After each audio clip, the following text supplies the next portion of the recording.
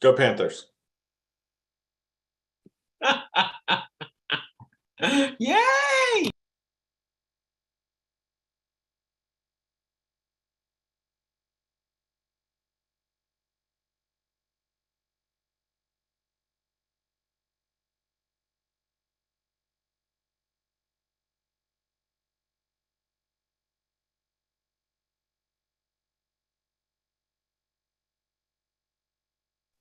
Pam, Director Curry is dialed in. If you can unmute him when you get the chance. Thank you, ma'am. Thank you. I will do so.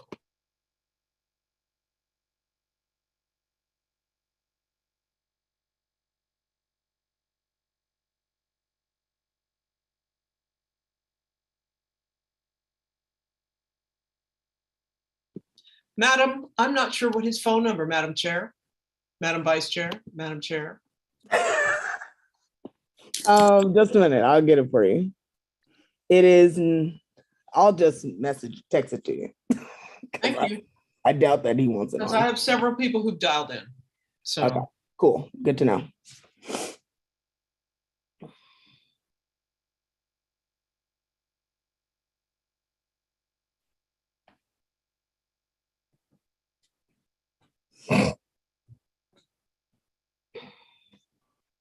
Pam, it's the number that ends in 089. The 971 number. thank you.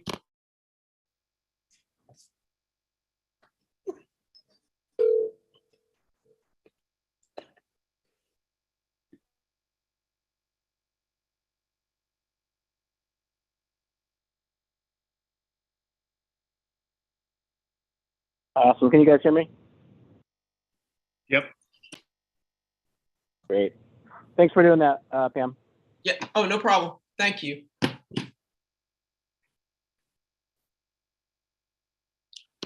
trying to let everyone in who needs to be in at the moment.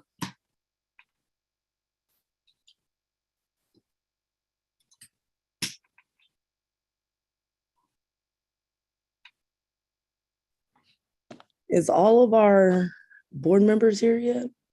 You can.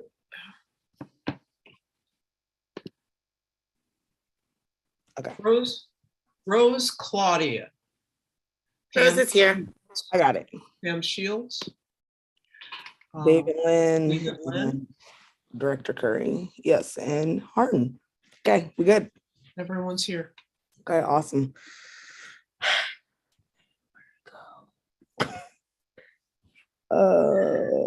So welcome everyone to our meeting.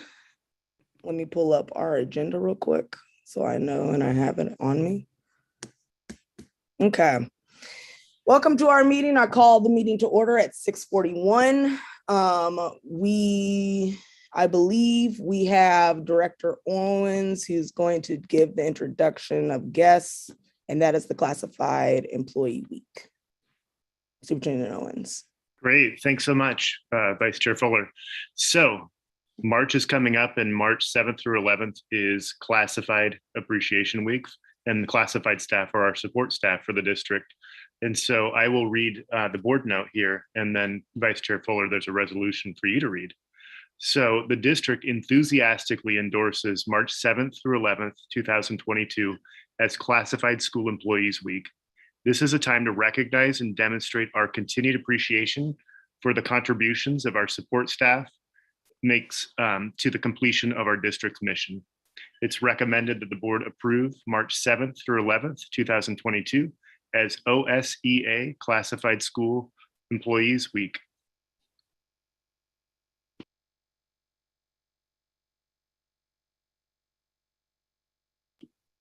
I will unmute myself and read the resolution. All right. Whereas Classified School Employees Week, whereas education of our youth is imperative to Oregon and to our nation, and whereas classified staff, school employees are a vital component of Oregon's public school system, and classified employees work directly with all children. They are the school's personal responsibility for the transportation, nutrition of our children, and the maintenance of the school property. They are also our clerical workers and educational assistants, and under the leadership of the Oregon School Employees Association, classified employees with their diverse talents have created the necessary environment essential to educating our youth. An educated Oregon is a healthy Oregon. Now, therefore, be it resolved that the Centennial School District or School Board designates the week of March 7th through 11th, 2022 as Classified School Employees Week. And be it further resolved that the Centennial School District calls on the community to join with it in personally thanking and recognizing classified staff for their dedication and devotion to their work. All right. Here, here. With that being said, I'm very excited for that. And then we will go on to approval of minutes, which we have is January 26, 2022 and February 2nd, 2022's board training minutes. There was something that came up on January 26th meeting minutes. I noticed that my name was not in the motion to adjourn as having been there. And so I wasn't sure if this was is this the point where I'm like, hey, should this correction be made? Is that kind of how this works? Yes. No, that's fine. I can make that adjustment, ma'am. I apologize. And I'll. Oh, it's okay. I was reading through them with a fine tooth comb so I was like, I don't know what to say. Thank you. Awesome. Thank you, Director Solaski. All right. So with that being said, has everyone looked over the minutes and is there any discussion or change? Motion to approve. Motion to approve by Director Shields. Second. Seconded by Director Solaski. All in favor, please Chair. say. Oh, sorry. Is there any discussion? Okay. All in favor, please say aye. Aye. Aye. That is unanimous. Awesome. Okay, so the next thing that we have is public forum. I believe we do No. have, yes. The February minutes, Huh? the February minutes. Oh, I'm sorry. I thought I had put those with those. Sorry, my apologies. So February minutes. Is there a motion to approve those? Motion to approve. Director Shields, motion is Seconded. to approve, seconded by Director Curry. Discussion? No discussion. All in favor, say aye. Aye. Aye. Perfect. And that is unanimous. Awesome. Vice Yes, Chair Fuller, Director Harden. I'm sorry to interject, but on my agenda, I see item 2.1, fall athlete recognition. And maybe that's falling to a different place or not happening, or I don't know, but I do see it on my agenda. Thank you so much for that. If I remember correctly, that was, or at least I got from our board secretary, Jordan, that we were not doing that today. We're tabling that until the next meeting, ma'am. Sorry about that. Understood. Thank you. Thank you. All right, public forum. Let me pull up my public forum real quick. All right. So we had two public forum requests, one from Casey Anderson, who's an elementary teacher. And basically what it was is that there's a substitute shortage that is impacting students' educational needs negatively and burning out teachers and staff was her concern that she wanted to bring to the board. And then we also have Butch Self, CHS coach. He and other high school coaches wrote a letter in support of the current athlete director. I both wanted to just recognize those. For the substitute shortage, that is both will be followed up by Superintendent Owens. And yeah, sorry, I wanted to make sure that we just included that. Let's see. Reports. Yes, so now we have reports. We have 5.1 student representative report. Mr. CHS Senior, Jesse Friends. Oh, is he unmuted? Oh, I'm right here. Okay, good. Hi, everyone. I will share my screen. Oh, can I get screen sharing? Just give me a moment and I will gladly make that possible for you, Jesse. And it's great to see you. How's school going, Jesse? I hope it's going well. Thank you. It has been. Things got busy with college applications, which is why I've missed a couple, but Oh, most of them are done now, and it's just playing the waiting game. Oh, I bet it's been very crazy, but we're glad you're here. And you have screen sharing capability now, sir. There you go. Okay, thank you. So let me get the slideshow. Okay, working for everyone? Okay. So, hi everyone. I'm Jesse Fonseca, and I'm going to be filling in a bit about what's going on at the high school. So first, going over some of the sports. Winter sports will, for the most part, be ending this month in February. Swimming districts will be this Friday and Saturday, actually, and I'll be competing in them along with my team. So wish us luck there. Then next week on Friday and Saturday, I believe, as well as the wrestling districts. So go out, support our wrestling team. And then boys and girls basketball will be ending later in the month. So the first two sports are kind of ending this week and next week, and then basketball will continue on a little bit longer.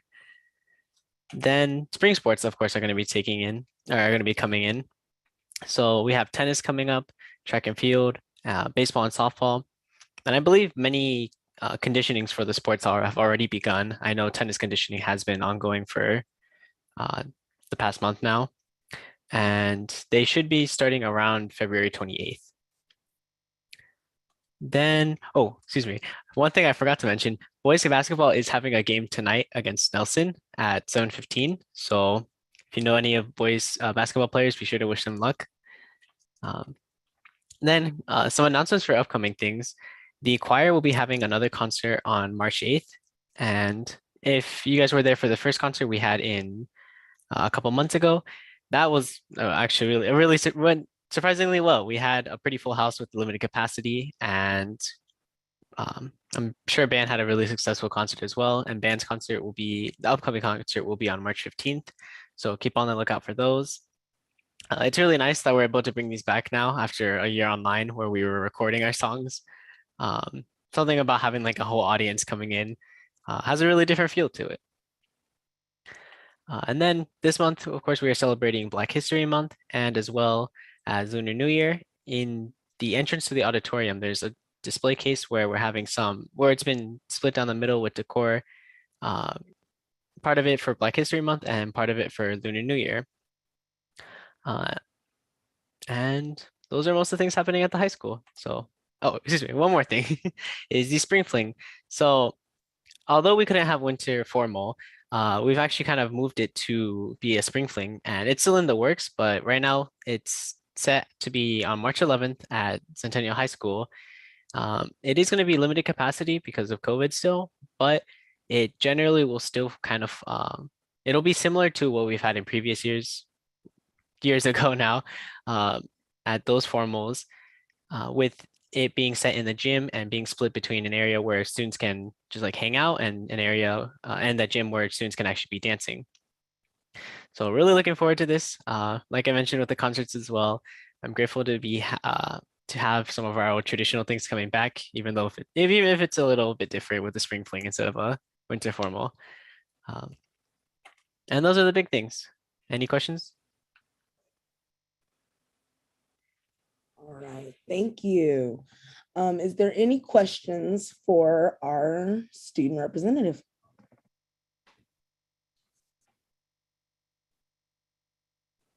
I don't think I am seeing any. Okay, yes, Director Harden. No questions, but good luck on the college applications. Thanks for the update.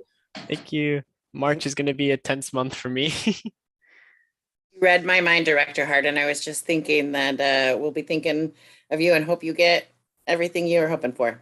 Fingers crossed. Awesome. Thank you so much. Mhm. And of course, you're welcome to stay or go and get the homework, of course. Yeah, that works. Calculus keeps me busy always. So thank you, everyone. Hope to bring more good news about the high school next time as well. Awesome. Have a good night. You too. Thanks, Jesse.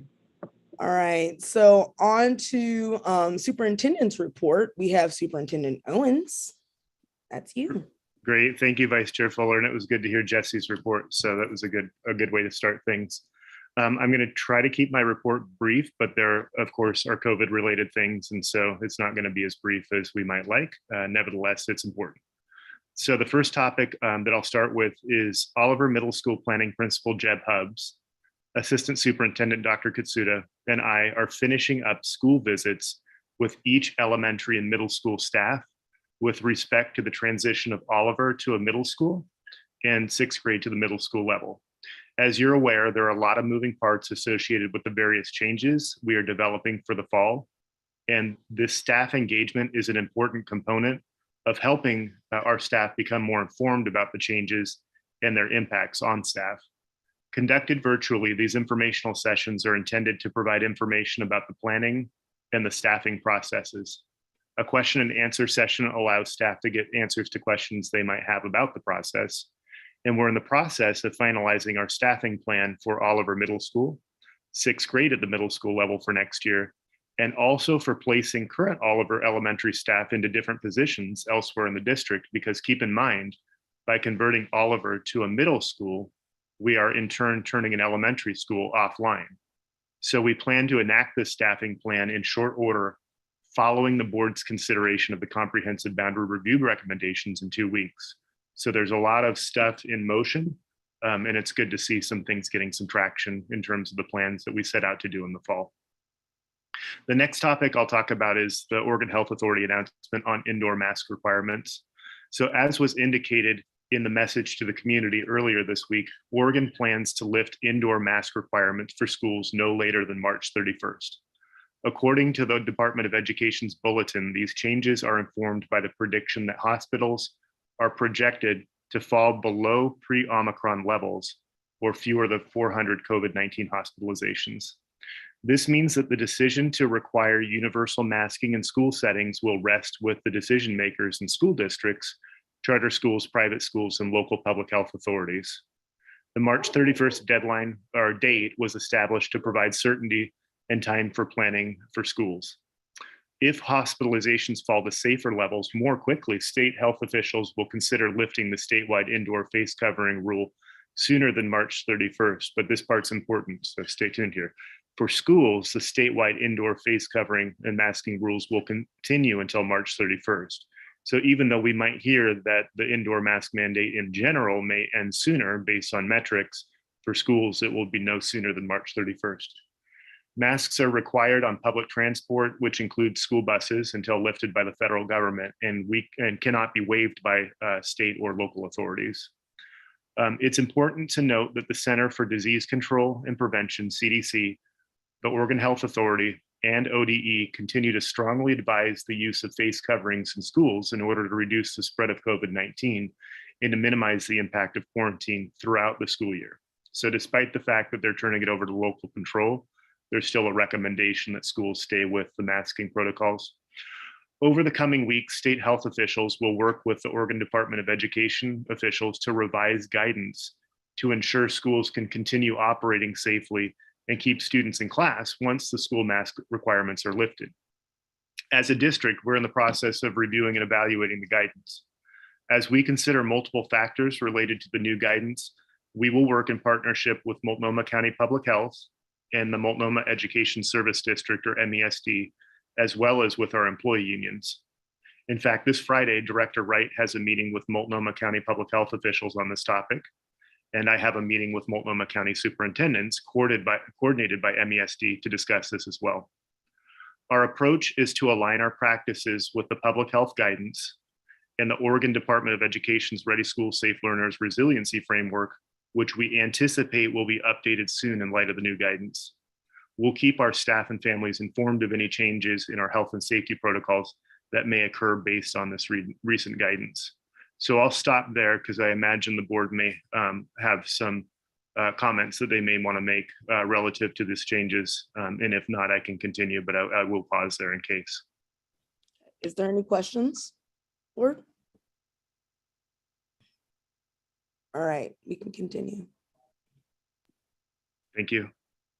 So on a somewhat related note, as you're aware, on Tuesday, February 1st, 2022, some Centennial High School students participated in a walkout. Students walked from the high school to the district office to express their concern around spectator guidelines for athletic competitions.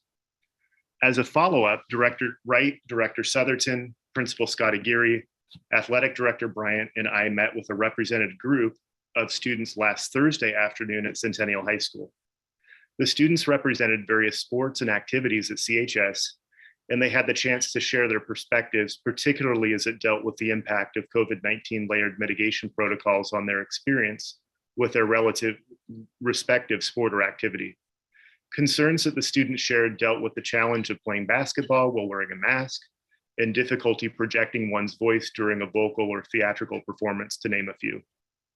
From the notes that we took, our administrative group has worked to isolate some decision points in which the possibility for mitigation protocol flexibility might be possible.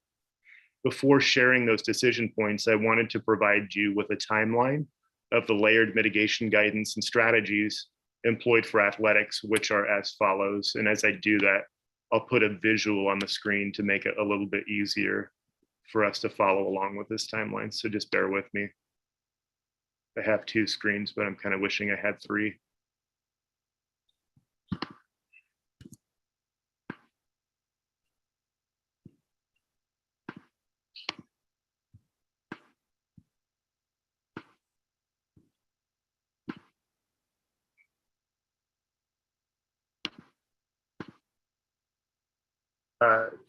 Pam, can you give me the right to share screen, please? Yep. Thank you.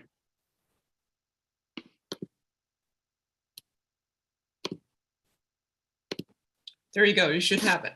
Perfect. Thank you.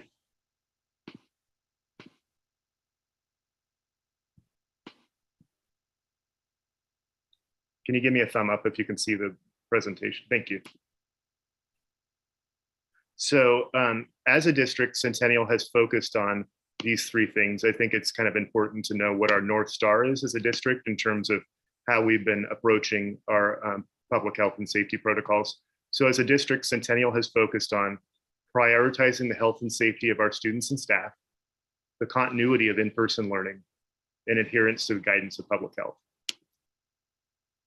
As a little bit of context for the previous school year, masks were required statewide for indoor athletes except for wrestling and swimming.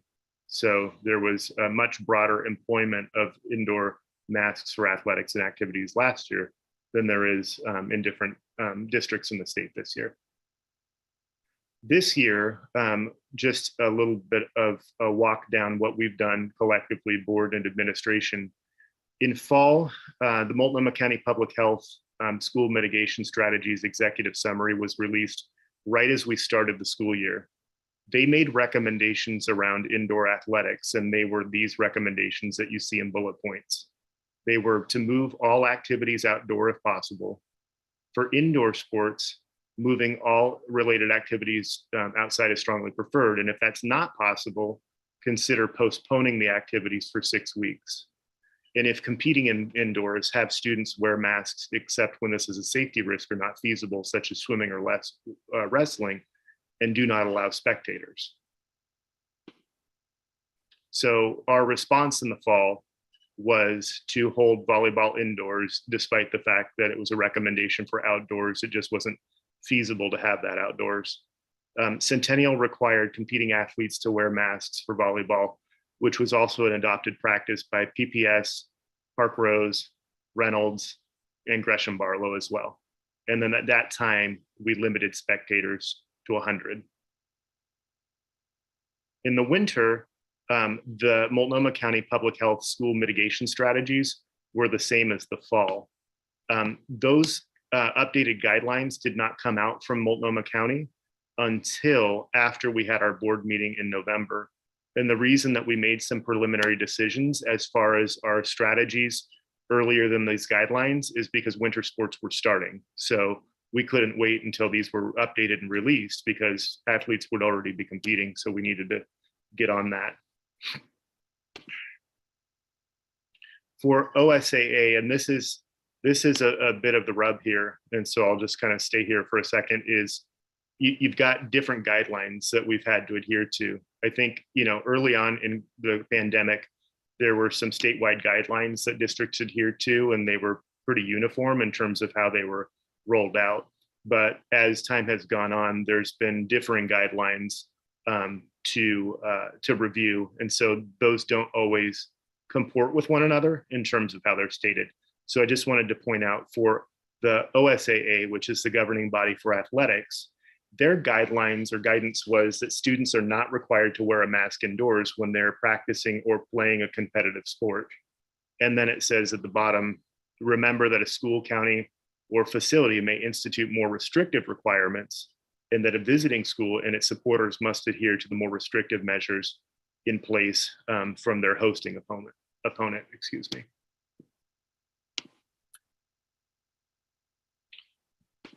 Give me just a second.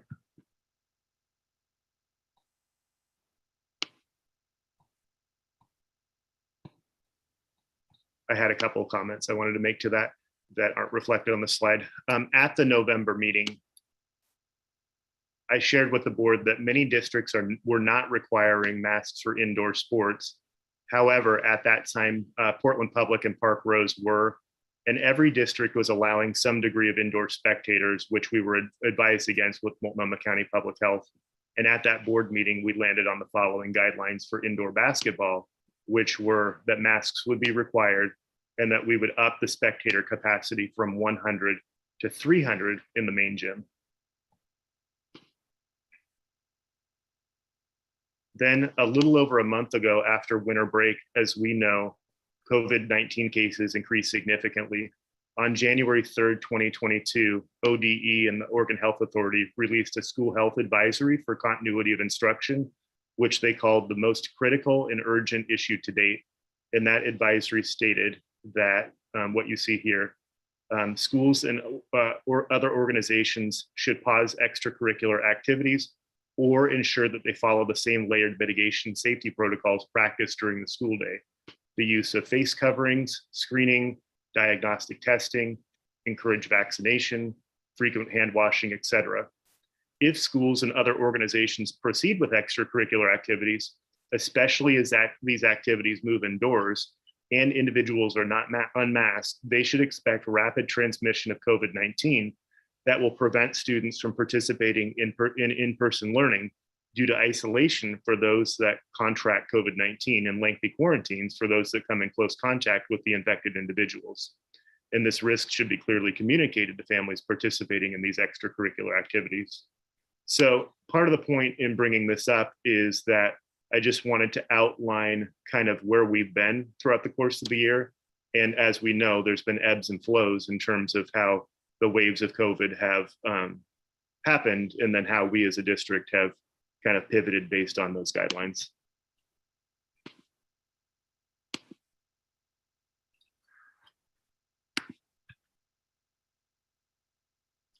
Hold on, my screen is freezing.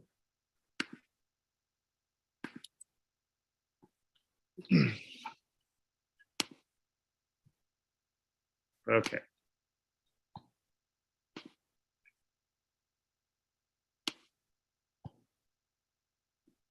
So a comment about that January 3rd advisory that I wanted to make is at that time, we revisited our mitigation protocols throughout the district, including for indoor basketball. At that time, we reaffirmed our mask requirement for basketball, and other area schools, including Central Catholic, re-implemented face masks for basketball. In addition, the recommendation from the CHS administration was to pause indoor spectators. And at our January 12th board meeting, we agreed with the high school's recommendation to pause the indoor spectators. And then we developed a plan to reinstate spectators once the case numbers went down. which we have developed that and have since enacted. So we've been reestablishing spectators over the last couple of weeks. So with this historical context established, I'll briefly share with you some of the nuanced guidance for athletics and performance arts that result from our recent engagement with the students at the high school.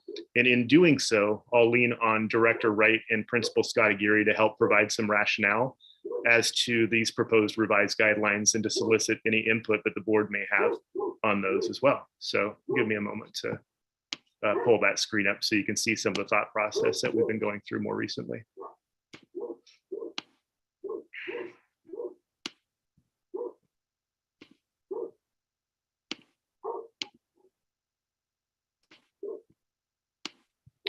So if I'm projecting correctly, can you see a table here? Okay, great. So what you'll see is basically when we were at CHS last week to listen to the students, we heard about the different activities that they participated in. And there was a representative for each of those activities present at the listening or the informational listening session. So it was helpful to have all of those perspectives. And so basically what we did from that is that I asked Principal Scott Aguirre to put together a chart which with each activity and some recommendations that were reflected from the comments that were heard in terms of how we might go with that respective activity as we look at masking, spacing, spectators, and so on. And so this is not completely finished, which is why you kind of see some highlighting in some different colors. And Director Wright and I came in blue and wrote some of these things here based on Mari's initial input. But we just kind of wanted to give you a flavor for some of the things that you'll see here. In band, for example, they use bell covers that cover like the brass instruments so that the air is not blowing completely out of the instrument. And that's been in place throughout the year. But there were some recommendations around using masks during performance and using the bell cover. So in this case, the recommendation is to continue to use the bell covers, but the mask would be optional during the performance, but recommended for the practices. And then the spacing, part of the problem that we heard with band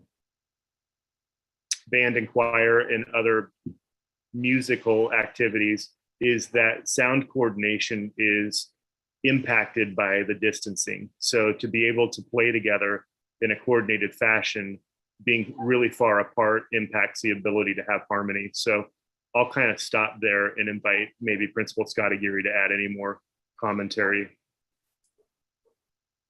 That's accurate. I think all band, any instrument that uses wind has a bell cover. So the flutes and clarinets, so the woodwinds, as well as the brass instruments, all made by our assistant principal, Laura Scully, is how they have the bell covers. So these were, between the teacher who does band and choir and the students, these were the recommendation, what they desired also. And being able to be closer during performances was important to them. So as we go through, some of what we had heard was during theater, performing with the mask is a barrier to their ability to do the performance. And so masks being optional when performing on stage. And then you can kind of see some of the other elements that we have in terms of spacing and so forth.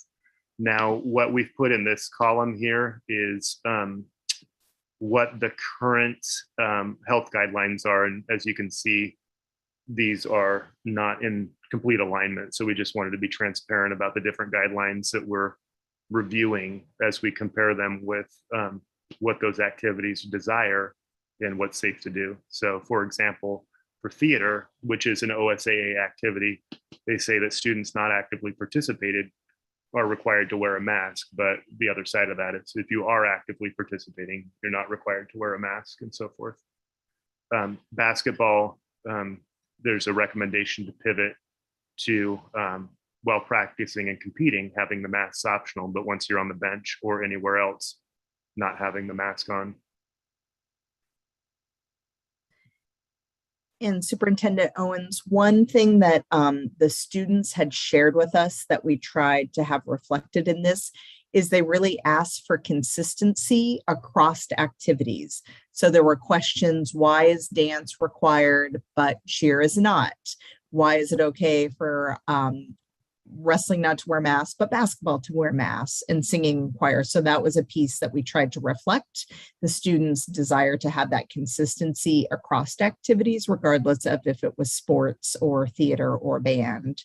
And so those pieces. We also shared with the students that some of the unintended consequences or the implications of this is in any of the situations where individuals are not masked, that's where we will have to revert to considering who would be exposed within certain areas. So if there was a positive case that involved choir or band, the 10 feet is the recommended spacing. And so then any students that were 10 feet or less would be the group that we would consider to be exposed. And then we would go through our processes from there. And so that was additional information we shared with the students of how that spacing, whether if we are able to do the spacing or not, that's the group that we have to look at. And same with, previously when classrooms were being contact traced, when we had students, we know students are sitting 3 feet, 6 feet, a variety of places, but we have to look at anybody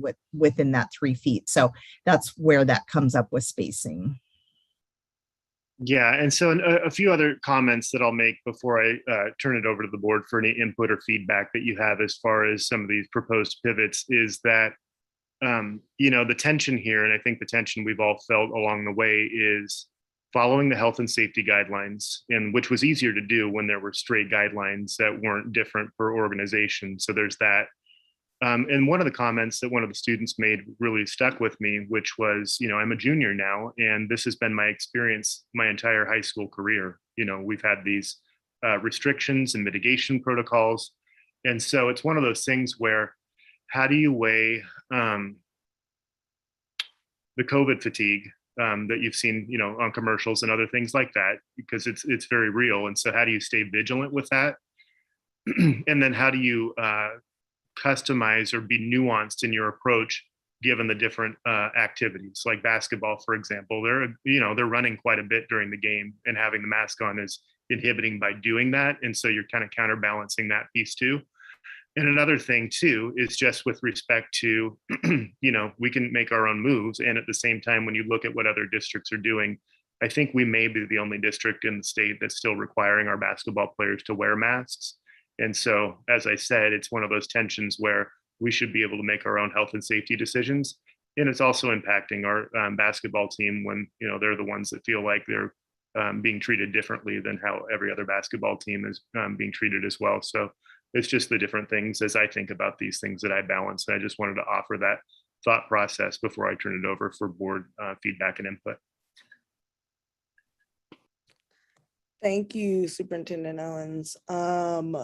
So I will go around like I usually am, and we'll start with Director Harton. Is there any discussion on your part? Well, my question is, how have we had large outbreaks at these events that we've had? Good question. I'll turn that to Director Wright, who's our contact tracing expert. Thanks. So a couple pieces to speak to Director Harden is that because the community spread has been so wide, public health has repeatedly shared that it's really hard to pinpoint where someone has gotten COVID, so especially over the last month or so.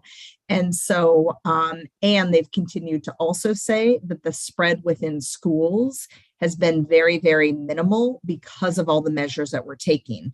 So if there was a positive case, individuals were identified, and then if they were vaccinated, they didn't have to quarantine. If they weren't vaccinated, they did have to quarantine. So kind of all of those measures have limited the amount of spreads. And so as a district, we've only had a few situations, and it's less than 5, that the county would really consider that they were related, or would maybe coin a phrase like an outbreak, where there were a couple that were linked together. And so that's very few given the hundreds of positive cases that we've had. So kind of a broad answer, but we don't have any, events. We can't point to a basketball event and say, oh my gosh, 50 people were positive because of attending a CHS basketball event. So we don't have anything like that that's occurred. Okay, and I have a hard time having our basketball team specifically being singled out, across the state. Like if we're the one team across the state that's still requiring them to wear masks, that's gosh, like I know I want to keep them safe, but like, the kids obviously, like while they're competing, would like to not wear masks. The OHA guidelines said while you're competing, you don't need to wear masks. I know we're getting a lot of cross-streamed communication, but with all those factors considered, like, gosh, let them play. I just have, that's kind of my opinion on as far as the athletes while they're competing. I was at a PIL basketball game last weekend, and there were more than 300 people in the stands. Fans were wearing masks, and players on the bench were wearing masks. And so I just feel bad for the athletes that are being singled out.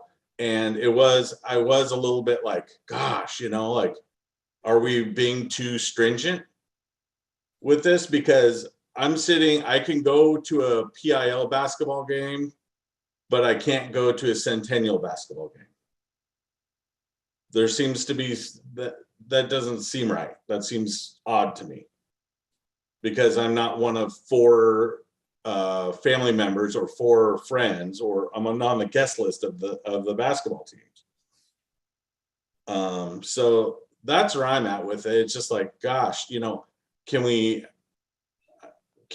like lift some of these measures? Like, can we act quickly with these things? Because there's 5 games this week. Well, now I think 3 for the remainder of the week, and I'd like the kids to be celebrated and have some semblance of what makes high school fun. Hearing the crowd cheering, hearing people rooting for the Eagles, like that, there's some excitement there. And so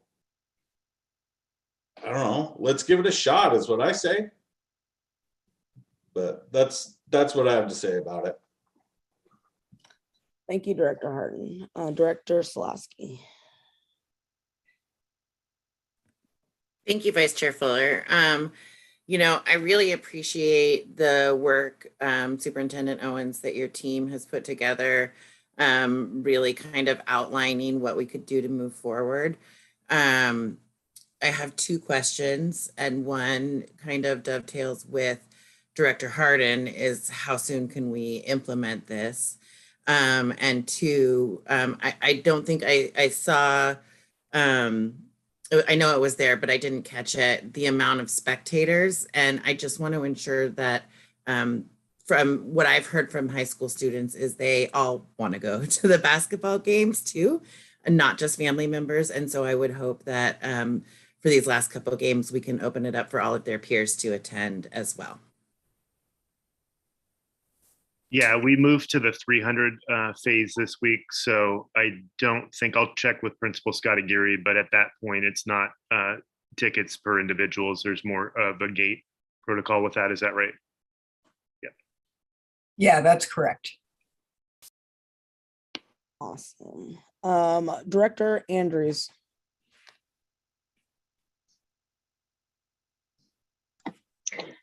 Thank you, Vice Chair Fuller. I don't have anything to add. I think Director Harden and Director Slofsky asked all the things I was interested in. Thank you. Director Shields.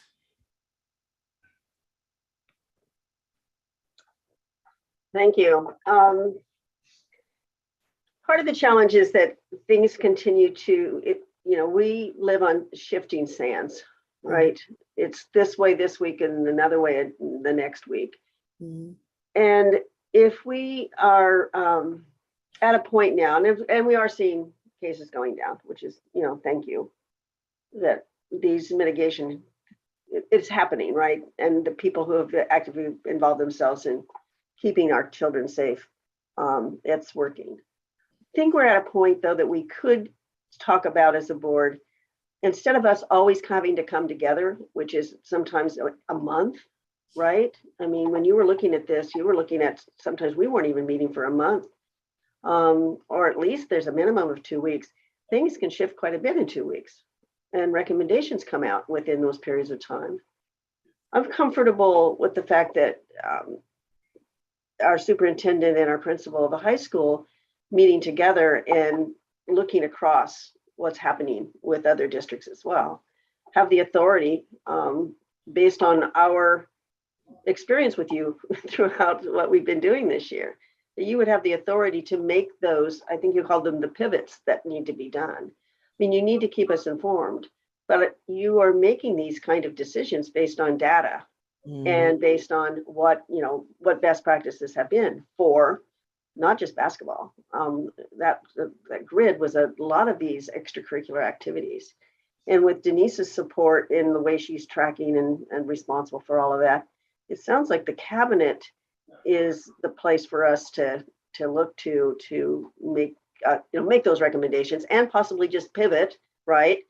Because as we heard from the student who shared, my high school experience has been changed a great deal by this pandemic. And if there are ways that we can help that, mitigate that continuation by supporting them and their parents and the other people who would love to see them play their instrument or play their sport, let's now maybe as a board pivot to our cabinet making these recommendations and moving forward when we can't just be here at a moment's notice. Anyway, that'd be my recommendation. Thank you. Thank you. Director Lynn? Yes, thank you. And I also just want to say I appreciate the timeline that Superintendent Owens supplied and how they have seemed like they've kind of been fairly nuanced and changed with different, different circumstances. We were hoping to have this conversation before the last surge happened, but it happened. And so we had to react to it and we had to do things to keep our kids safe. And so I am open to, kind of relaxing some things generally as things are and numbers are getting better. I hope that we don't have kind of like a free for all and kind of like let all the guidelines and stuff just kind of devolve. So I hope if we have like more spectators that we increase or make sure that we're keeping spacing requirements, that somebody's enforcing that in the stadiums. But other than that, I'm happy that we can kind of open things up. But again, I don't want it to be for a free for all. And I think there's still some, students who might want to still participate in activities, but feel the protection of being able to wear a mask or have other people wear masks around them while they're doing extracurricular activities like band when other people don't need to use their masks. So I don't, maybe we can be more nuanced there, where if you don't need to wear, you don't need to use your mouth. Yes, you can still need to wear a mask. It's not just purely optional. But yeah, I'm glad to see we're moving in the right direction. Thank you. Director Curry, do we have anything from you? Yeah, thanks, Vice Chair Fuller. I have a lot to say, but I'm going to summarize this as quickly as I can. First off, I want to say that all the decisions we've made in the district, we've made as a board with the administration and the cabinet, and without a lot of guidance in the last month or so from state and county officials, because what guidance they were giving was very quickly changing for various reasons. And so, at this point, there is little to no guidance. We've done away with contact tracing. Essentially, any and all, we're going to be removing mask mandates at the end of March for indoor spaces.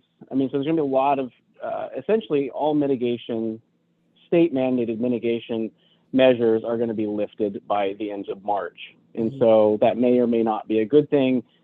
we'll find out when we get there. But I just wanted to state that I firmly believe we erred on the side of caution, and that definitely ruffled feathers, and it definitely had us stand apart from some of our fellow districts, surrounding districts, and that's okay. We do what's best for our community. That's why they put us on this board. So I don't want to get into an apologetic phase for what we've done. We did it in good conscience, and we did it based on the data that we were able to get together. So I feel good about what we did. Having said that, yeah, it's probably a good time, like Director Shield said, to pass some of this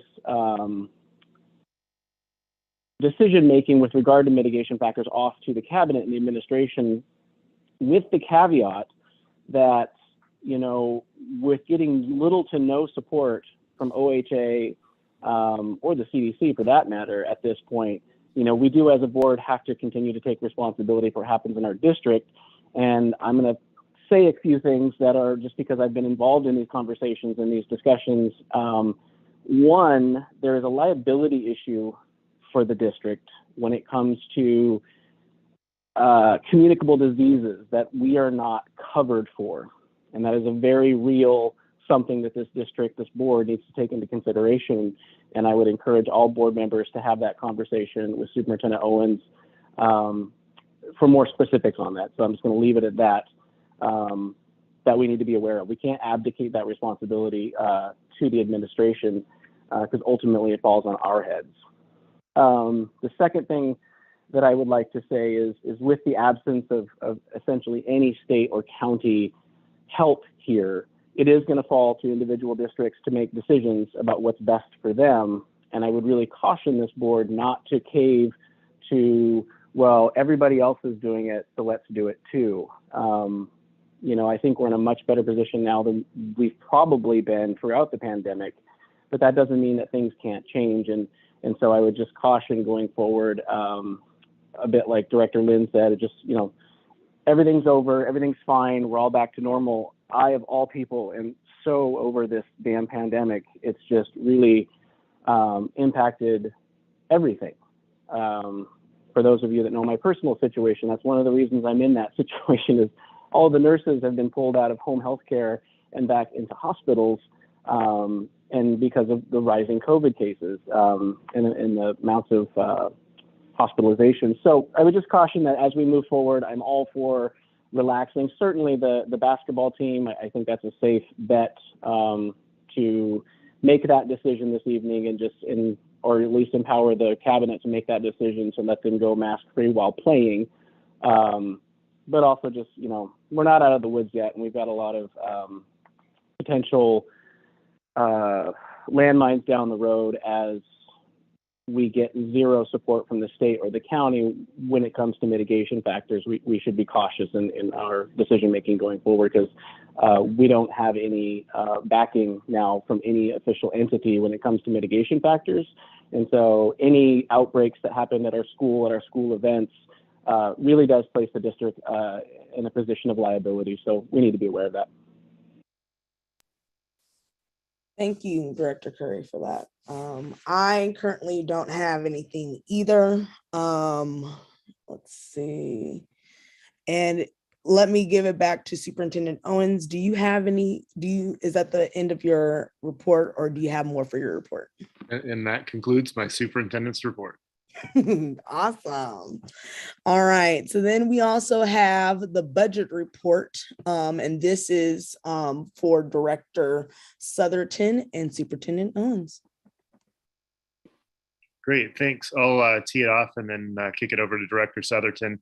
But basically, we had our first budget committee session where Director Southerton and I went through some high-level information in terms of the budget forecast and some of the elements in terms of what budgets look like in the district and how those function. And one of the things that we had a request for was to bring that information to the board because during that session, there were some, but not all of the board members. And it's important information that we wanted to make sure that we provided at least in a summary format.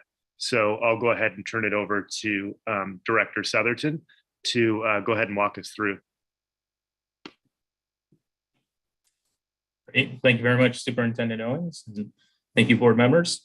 So tonight I'm going to walk you through just kind of a budget update, kind of where we've been and where we are now and kind of where we're going in the next year. I did follow up with the budget committee meeting or the first work group with a very lengthy email. Thank you if you're able to make it through. Please let me know if you have additional questions or comments. In the interest of not being too redundant, I have excluded some of the slides from that initial presentation. So for those of you that joined us for the budget committee work session, it's down from 60 or so slides, I think, to the 20s or 30s. So, but again, if you have questions, please just let me know and feel free to jump in at any time. I will pause throughout the presentation as I feel like there might be questions, but always feel free to just jump in and feel free to ask. So.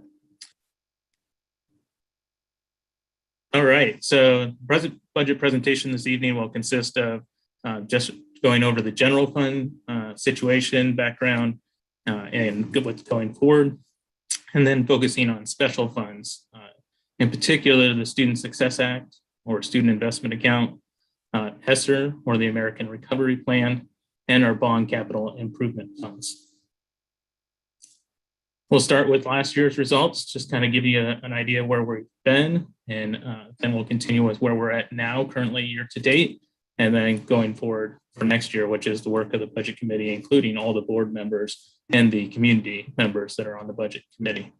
We did finish up our audited financials late last month, and we will be receiving a presentation from Polly Rogers at our next board meeting to go through those audited financials, but we do have those final numbers. So there are a couple updates from the budget committee work session.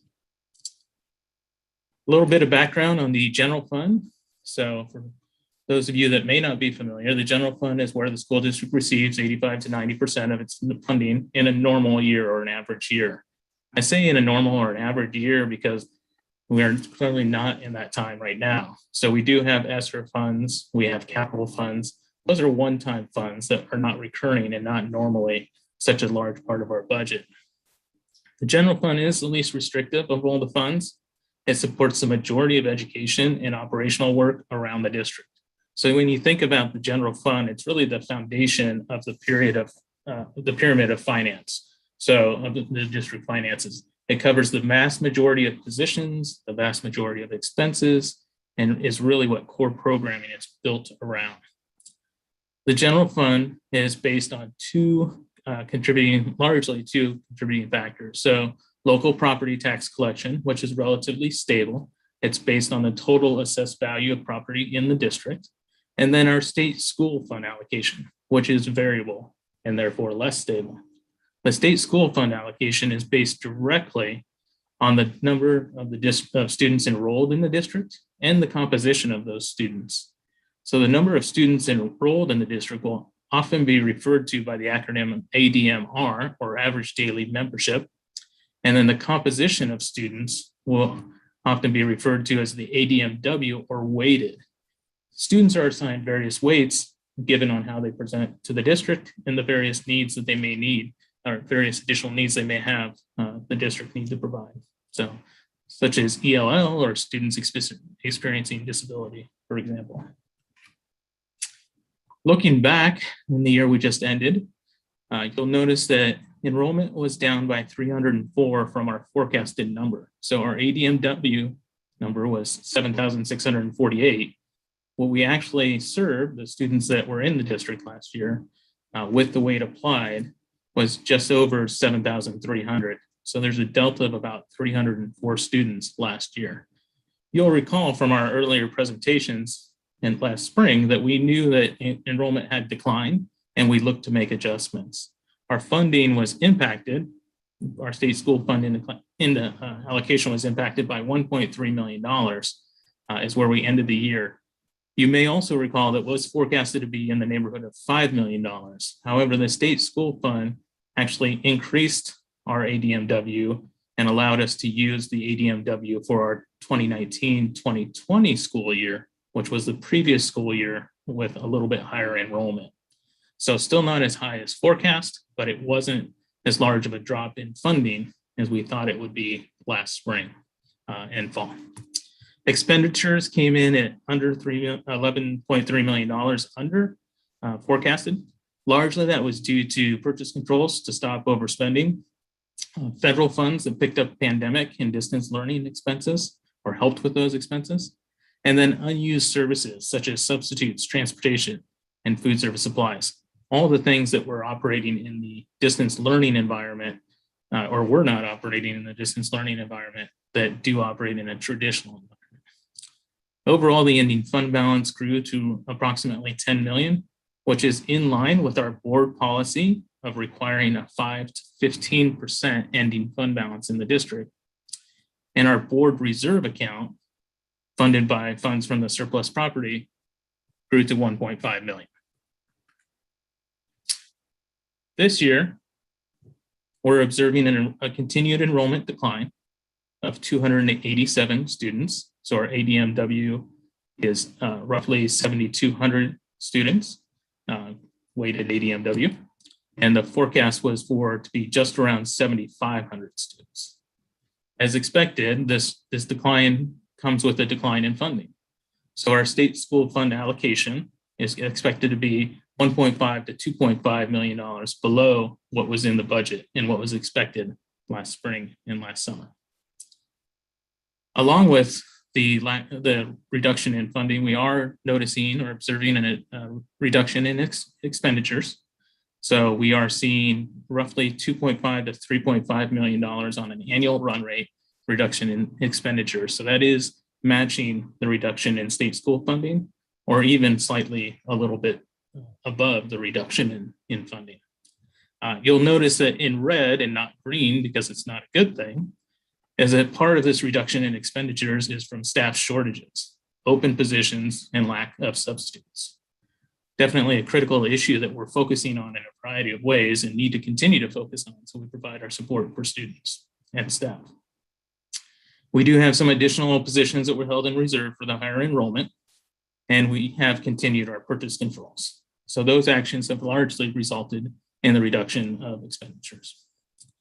We're forecasting the ending fund budget at the end of this fiscal year or this academic year, which will be June 30th of this year, to be flat or a slight increase to roughly 13% of the general fund, which is equivalent to roughly 10 to 12 million.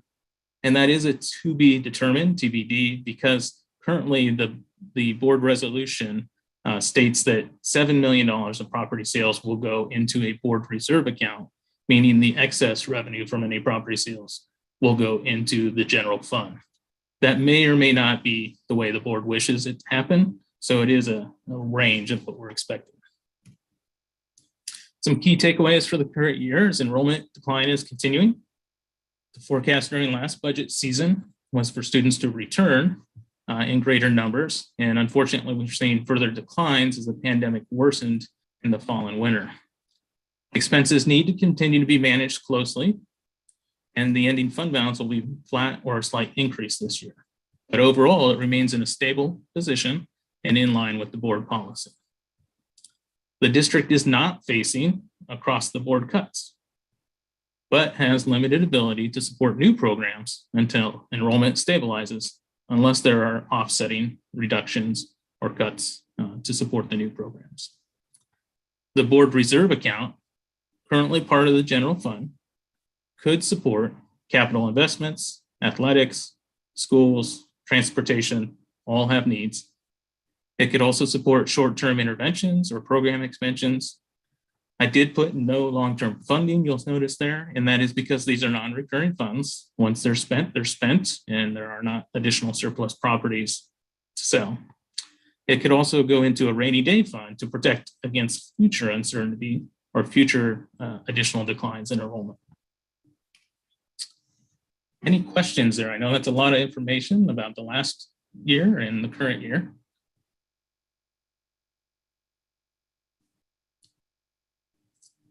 I believe Director Shields has a question. Just a quick one. We were able to use the was it 1920 for the for our ADM.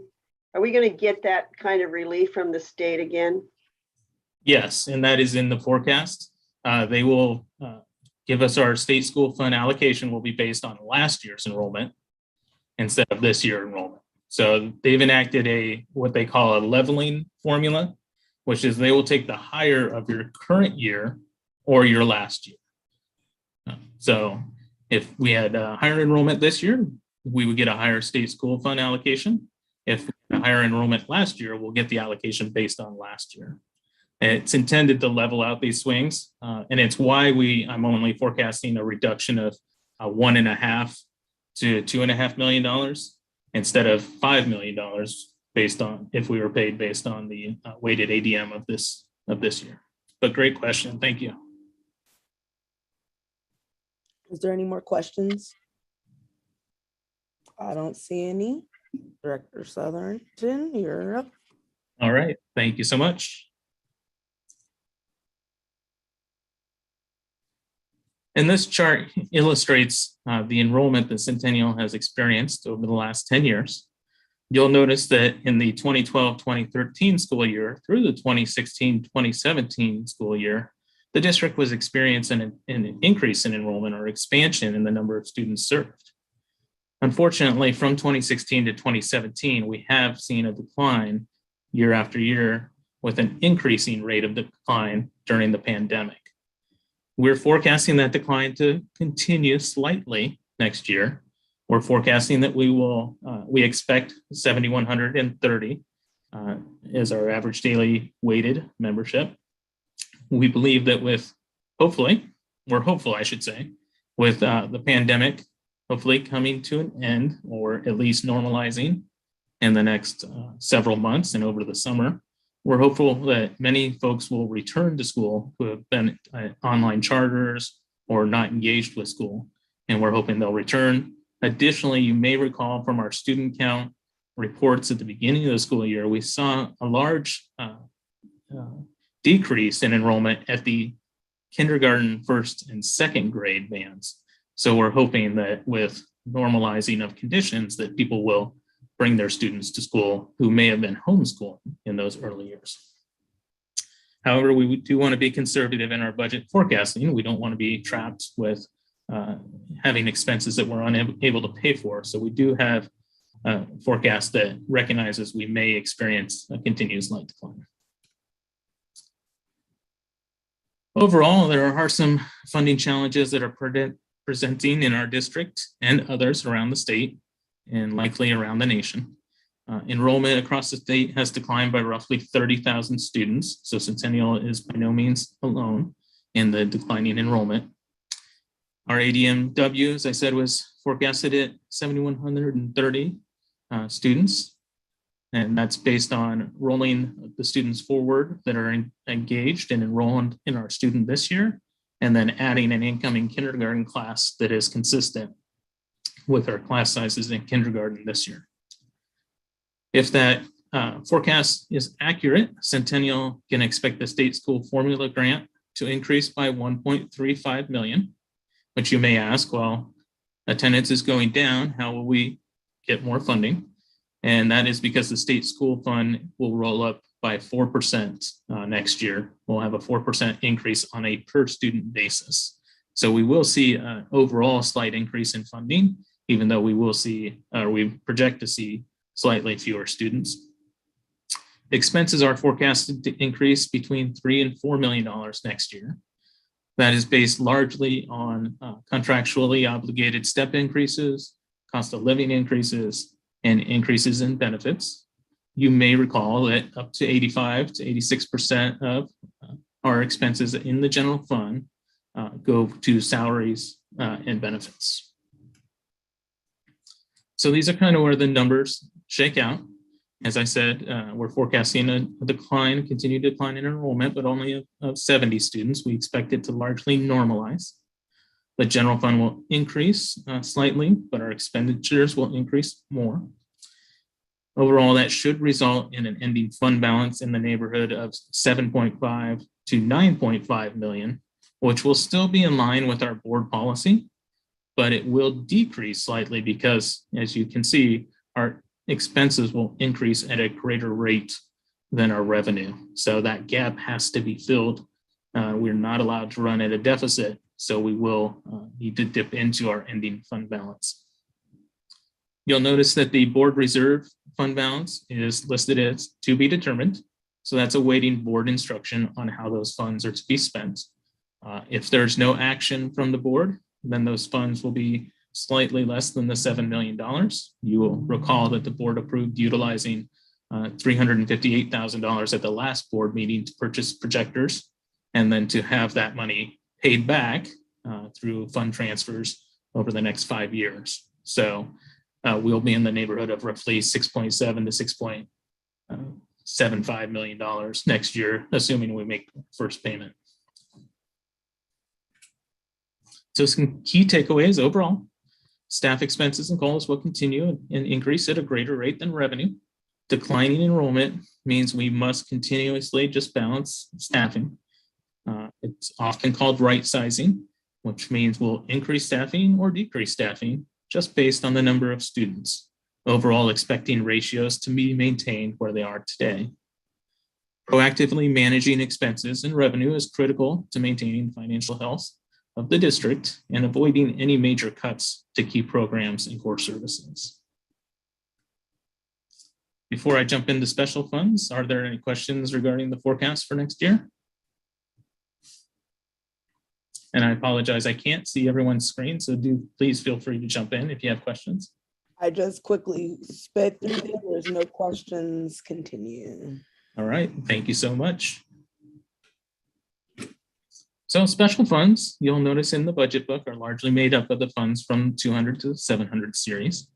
They're often restricted for specific purposes and allowable uses, as opposed to the general fund, as you'll recall, is widely unrestricted and allowable for any student serving purpose. Special funds are often have specific timelines for utilization. So ESSER, or the American Recovery Plan, ESSER 2 expires, it's use it or lose it by September 2023. And ESSER 3, or the American Recovery Plan, has an expiration of September 2024.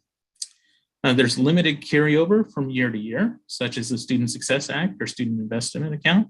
It will only carry forward through September, after which time it will expire and be returned to the state each year. Special funds are often have specific programs and purposes or functions that they support. So you'll find dining services, the Transportation Equipment Fund, Student Success Act, and title funds all in the special funds. You'll also find the one-time funds, non-recurring funds, such as the ESSER funds or the capital bond funds listed in various special funds in the group from 200 to 700. So major special funds for Centennial for next year will include the Student Success Act. You may know that it was 90% funded this year, which we're exceptionally grateful for and believe that it's having great impacts with our students. We expect it to be fully funded next year, the 2022 to 2023 budget year, academic year. It's expected our allocation is to be roughly $5.2 million. The Student Success Act is recurring under current legislation in the state. So that means we can utilize things, or we can have expenses in there that will continue for a prolonged duration or investment, maybe a multi-year investment, maybe more staffing to lower class sizes. That's definitely one of the things that are in there this year, and more supports for students experiencing disability or struggling with other needs. And so we've added positions for that. So that's a great fund to look at if you're looking for a programmatic expansion or investments that will be multi-year. ESSER, also known as the American Recovery Plan, are the one-time plans, and they have specific allowable uses. Through the budget, Centennial has allocated their ESSER funds to pandemic relief of supporting student and staff safety and allocating extra staff, supporting unfinished learning initiatives as presented by Director Callahan at the board meeting, I believe, just a couple of months ago in December. Hazard remediation, so ventilation improvements, asbestos tile abatement, and other hazard that may exist within schools is also an allowable and approvable use and something that the board and the budget committee have approved funding for. The capital bond is generously approved by voters in the district in May of 2020, are also one-time funds. They're allocated specifically for capital improvements only. It is not legal for the district to use those on operating expenses or ongoing costs. The Student Success Act, just to go a little bit further into detail, which each of these funds are funding for this year and what they're forecasted to fund in the future. Through ongoing community engagement, it's determined that it was best to invest funds in supporting Centennial Virtual Academy and additional teachers at the elementary level at Patrick Lynch in Park Lane, 7 special education position, 5 EAs or educational assistants, 2 assistant principals, 2 instructional coaches, and a learning specialist. We also utilized funds in the budget this year for sensory spaces, increased training for staff, ELL and ELD supplies. We're adding back co-curricular activities at the middle school level with basketball, and supporting at CMS, and it will in the future also support Oliver Middle School with bringing back the co-curricular activities. The increased allocation will allow us to continue to implement things that were below the line for funding this year on the Student Success Act and allow us to implement those for next year. In regards to ESSER, or the American Recovery Plan, as I stated previously, there's allowable uses based on the law that we can utilize these funds for, and we cannot go outside of those allowable uses. So those allowable uses are safety for students and staff, hazard remediation, and anything necessary to operate the schools and support the in-person instruction of our students. The Budget Committee, which again consists of the board and the community budget members, allocated funds based on our overall allocation of ESSER 2 and ESSER 3, which was roughly $24.8 million, allocated those funds evenly across budget years. So $12.4 million was allocated in the current year, and $12.4 million was held in reserve to be allocated next year or in years after. Again, we are able to go through September 24 for ESSER 3. I'll give you a little bit of idea on how that broke out. And across the 2 years, this is the plan that we proposed for 2 years and was adopted by the Budget Committee and the board. That after school programming, summer school programming would be allocated $1 million. Additional staff and training to address unfinished learning was $5.5 million over the 2 years. And special education and supports and supporting social emotional learning supports was allocated $2 million over both years. Not each year, but over both years. Personal protective equipment, PPE, HEPA filters, etc., to keep staff and students safe was allocated $1 million. Enhanced staffing for cleaning was allocated $1.1 million. And care room staff, which you'll notice is in parentheses, supported by the Educational Service District, helps with students, school health assistants, and nurses, increasing that allocation across the district, was just under $1 million. Additionally, we allocated funding for HVAC repairs, so that's heating, ventilation, and air conditioning repairs. Doors and window replacement. We do have inoperable windows in some classrooms, and we do have aging doors. Other hazards, such as radon, lead paint, and asbestos, were also allocated $2.5 million. And you'll recall as a board, we approved, or you approved, purchasing up to 6 new school buses with increased ventilation and HEPA filters at the board meeting last month. Additional supports are technology. We understand how important technology is to our students and our staff, and we want to support all the great tools that were discovered last year in comprehensive distance learning and make sure that educators and students have access to those tools going forward.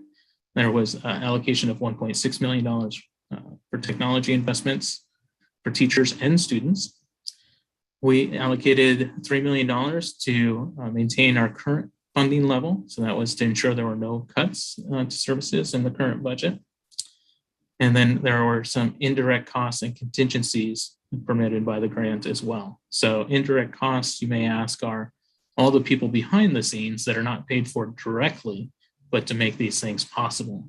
All the time that it takes for that, all the time it takes for accounting, all the time it takes for state reporting. And then about $1.5 million was contingency as well. I'm happy to pause there if there's questions on the Student Success Act or if there's questions on ESSER, but I can also move into capital bond updates if there are no questions. It looks like there's none. You can continue. All right, thank you, Vice Chair Fuller. So as I said, we are exceptionally grateful to the Centennial community for passing the capital improvement bond in May of 2020. The impact that it's going to have on our students is profound and will be long lasting. At the elementary school level, we are embarking on many improvements, including security improvements, such as security vestibules, cameras, energy savings, such as efficient lighting, efficient ventilation, substantial roof repairs with our aging buildings and infrastructure, boiler and ventilation repairs, and then safety system and repairs such as intercoms, fire alarms, security systems as well. At the middle school, OMS, soon to be Oliver Middle School and Centennial Middle School, we have extensive roof repairs, which were completed at both schools last summer, science and CTE classroom renovations, which are in progress, media center and library renovations, which are also in progress, security upgrades, boiler and ventilation repairs, and safety system repairs and improvements. At the high school level, you'll recall the board approved over $2 million in roofing repairs, which were completed last summer. We'll also be doing security upgrades, including secure vestibules and security cameras. We'll be optimizing and improving and repairing boiler and ventilation systems. And we'll also be repairing or improving safety systems, again, such as fire alarms, intercoms, and making sure that current systems are repaired and operating. And when they can't be repaired, they'll be replaced. For athletic programs and physical education, the capital improvement bond is supporting the investment in 4 new gymnasiums, which is in progress. Finishing the tennis courts, the final surface should be applied in the spring, weather permitting. The swimming pool, which is before the board for consideration this evening, and resurfacing tracks at OMS and CMS, which were completed last summer. Also refinishing gyms at CHS or Centennial High School, Centennial Middle School, Oliver Elementary or Oliver Middle, as it will be called next year, and Pleasant Valley. All but Pleasant Valley are complete. Pleasant Valley, as you'll recall, received a $2.5 million seismic improvement grant. And part of that seismic work takes place where the gymnasium is currently. So we are waiting until after that work is completed before we go and refinish the gym, so it's not damaged during that construction process.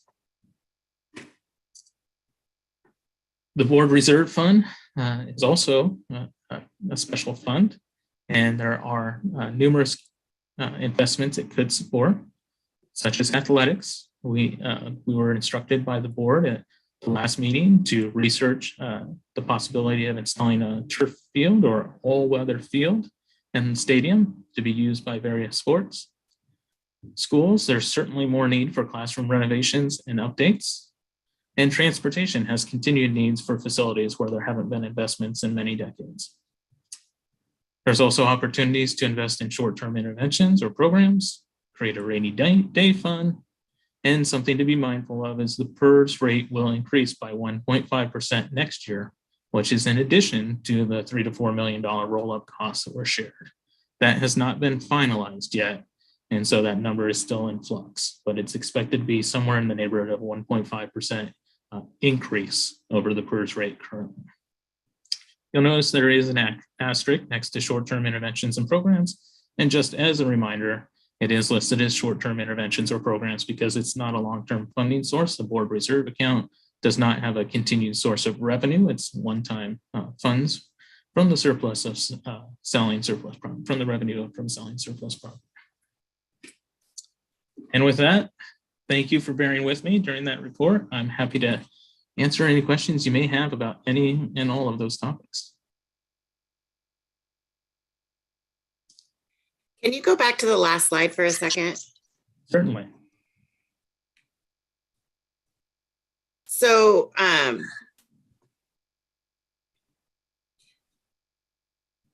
can't remember what my question was about that slide now, but I do have another question that I wrote down because I'm really good at forgetting things. So you had talked about the student services after school and summer activities.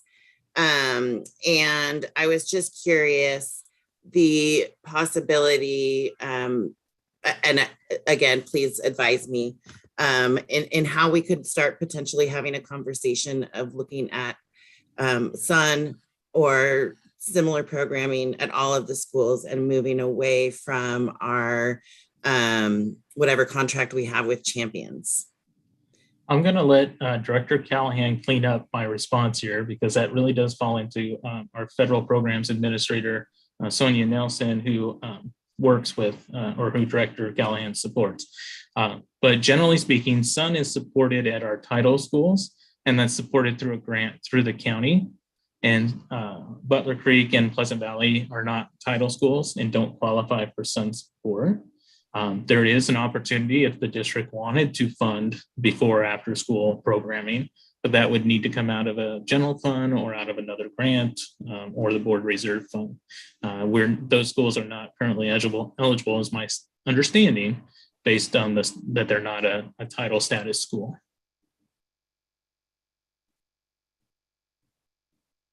Is there? I'm getting the thumbs up from Director Callahan, so I think that was accurate. Okay, cool. Director Slosky, did you have any other questions? My other question is around the short-term interventions and programs. Where would we necessarily make suggestions? Is this the place that we could do that?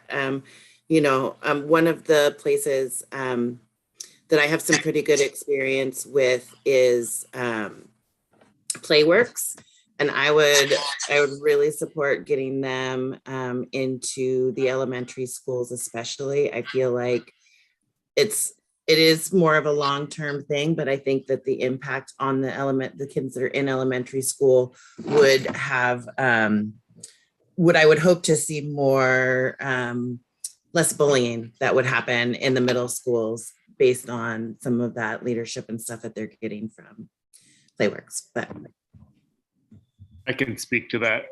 That's in our unfinished learning plan, actually. And so that's a year 2 activity that we're intending to fund for next year, because we agree with you.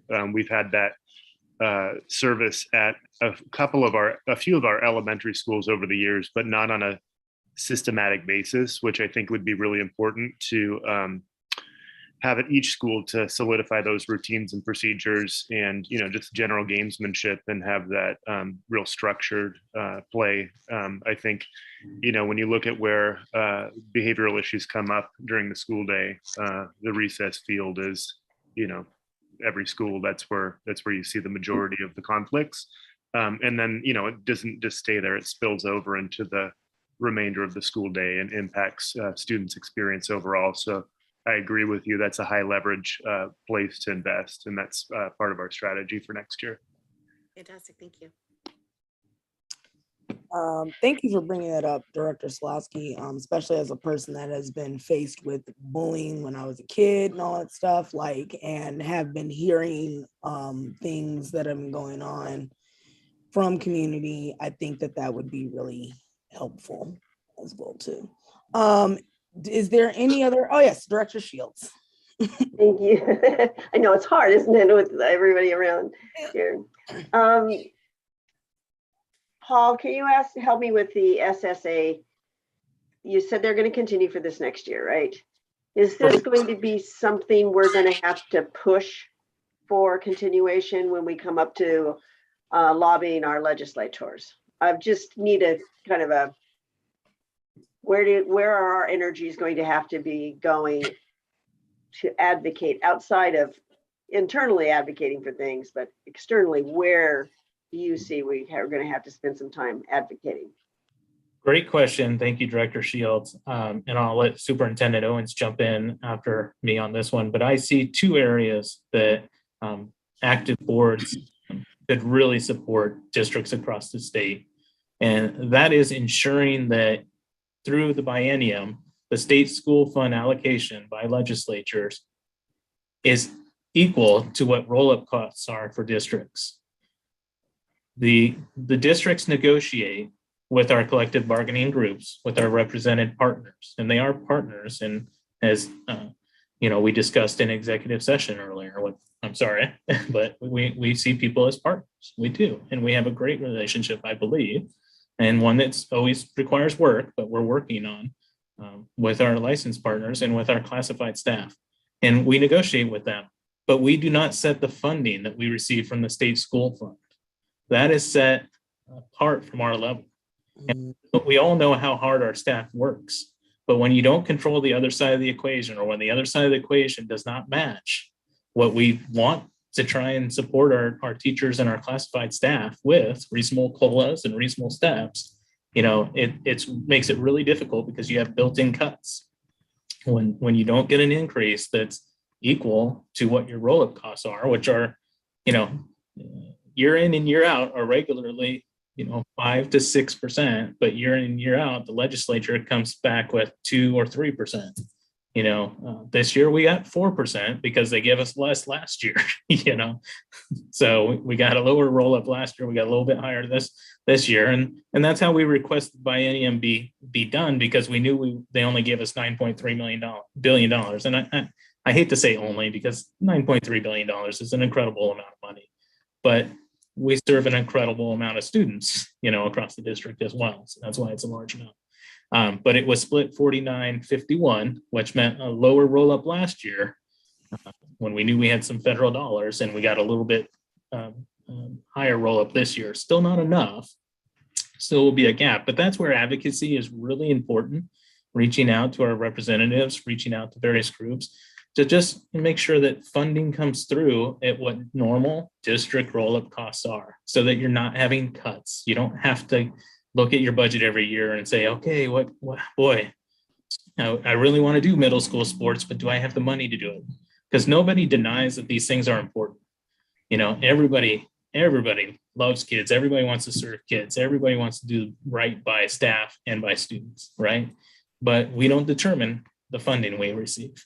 So advocacy there would be great. And then advocacy for the Student Success Act, the student investment account. It is the single biggest investment that has been made in the funding of school districts since Measure 5, to my knowledge. And it's going to, again, it's a continuation. It is scheduled to continue year after year, or biennium after biennium. And that's going to allow us to do so many improvements for our students and serve our students so well, and invest in those additional programs that can't be supported by the general fund because we haven't received the funding we needed. So it really will pair with it, but just making sure that we get roll-up costs in both of those funds and they continue would be exceptionally helpful, in my opinion. And I'll let Superintendent Owens fill in whatever I missed. Yeah, we just got a budget update today, so this is a timely question, Director Shields. And one takeaway from that is, and I'm looking at it now, it says it's safe to say that Oregon's budget is in the best financial position since the passage of Measure 5 in 1990. So we're in a good budget spot as a state. So there's tailwind as it pertains to some of the things that you're asking about in terms of state school fund and Student Success Act, which, those things, the Student Success Act is fully funded for the current biennium. To me, it's more about the funding structure, because you have a robust economy, but the problem is there's governors on that in terms of how much of that then gets devoted to schools. For example, there's the kicker piece, and that's an issue that impacts our ability to capture additional funds when there's better financial circumstance. And the other piece is that we have declining enrollment, not only in our district, but across the state. And so there's an advocacy element that I think is important there in terms of a hold harmless of the fact that we still have students to serve. We still have programming we want to keep intact.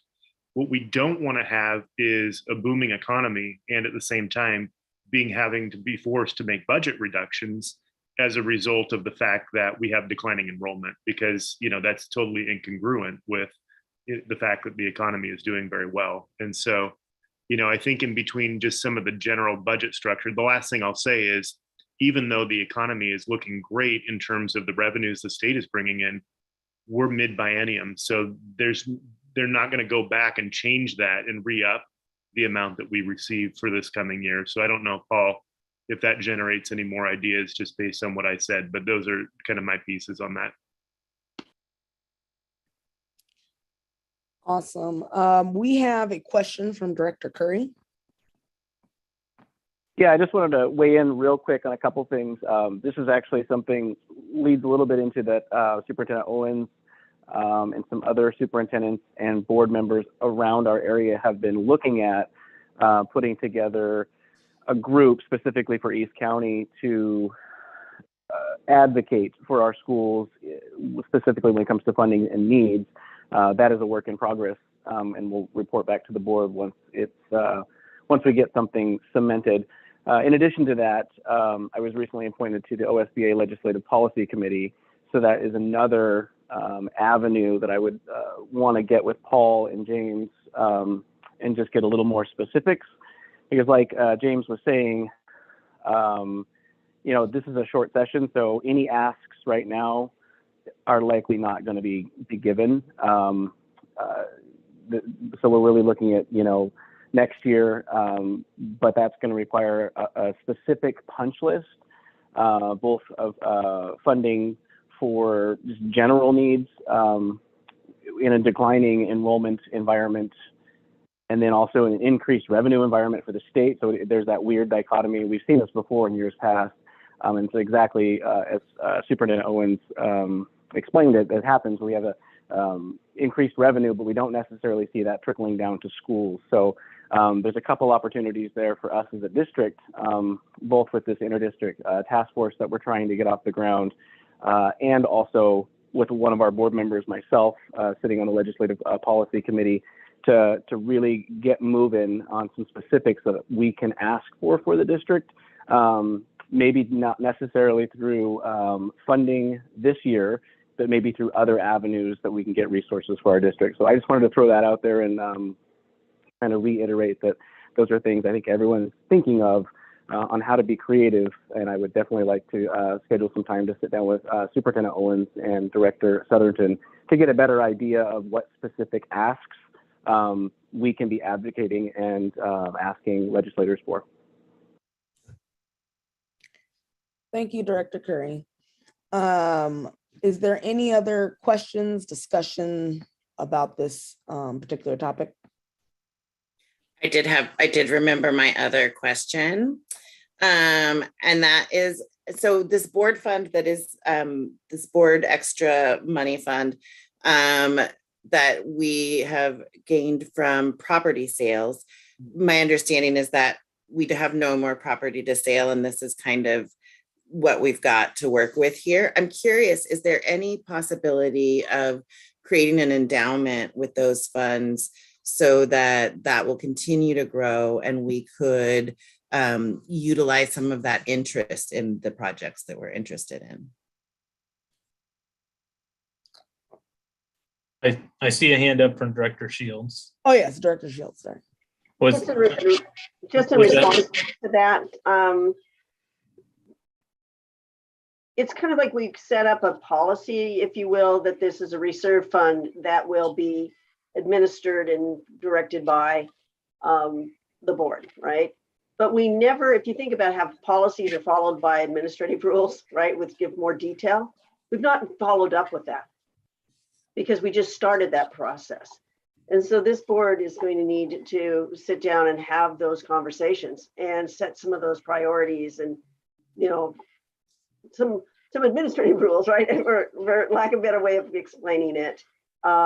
and kind of come to some consensus about how we would like to look at how one-time money could be spent.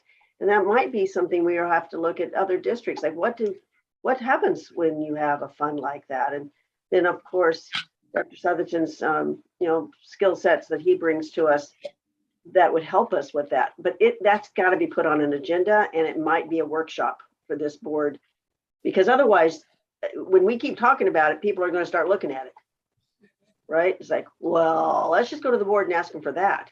And if we don't have any kind of parameters for our use of that, that's going to be a challenge. It'll be a challenge for us, right? Because we won't know what we want to do. So yeah, now that it's established, it's there.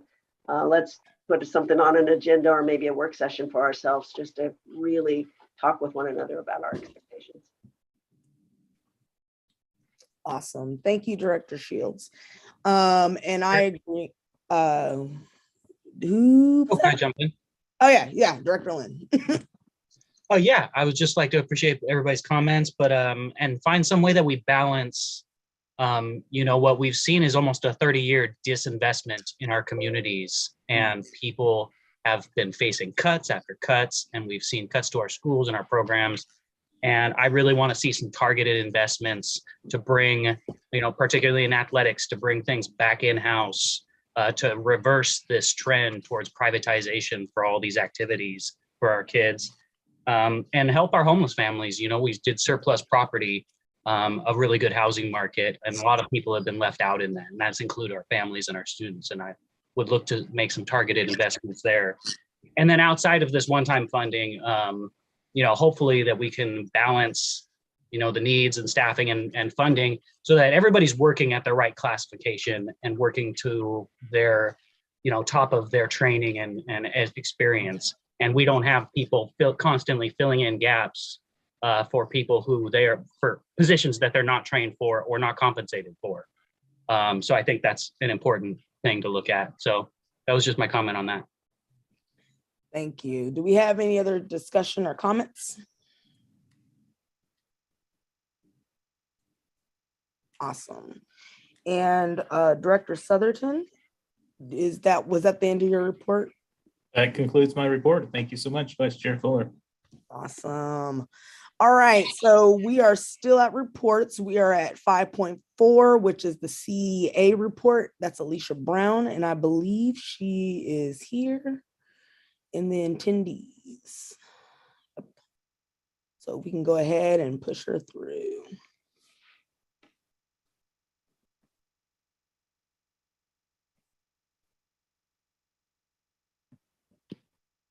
I'm working on it. They'll take care of it shortly. No problem.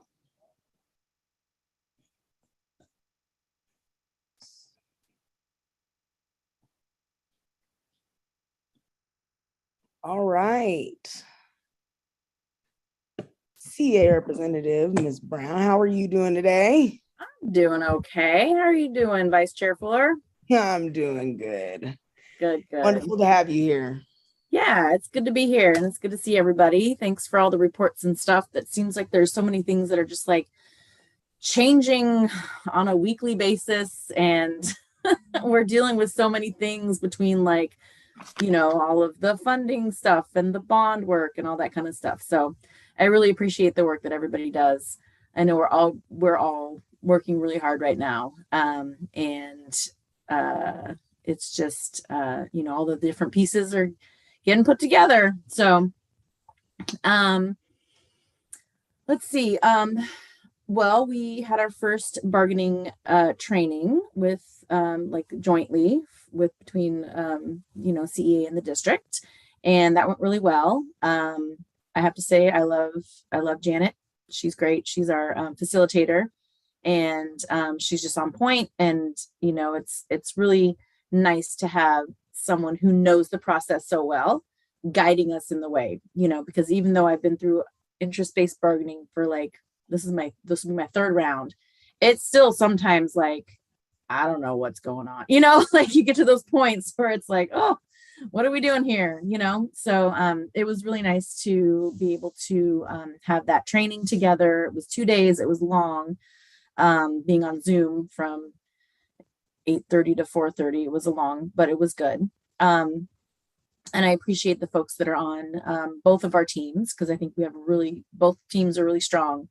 And, you know, we've also, in the past month or so, I feel like we've done or past couple months, we've done like 5 or 6 MOUs, you know, like we've worked together really, really well to be able to come up with solutions for problems. And, you know, so there's just that collaboration piece, I think, in all of the things that we've been doing along the way is really going to help us in our formal bargaining sessions that are coming up. And we have, I think on February 23rd is the first joint one that we have. So, you know, I'm a bargaining nerd, so I love the process. I love the negotiations, and I love it. And you know, teachers are doing some amazing things with our students this year. And, you know I've talked a lot about like our workload issues, and, you know, that's everywhere nationwide right now.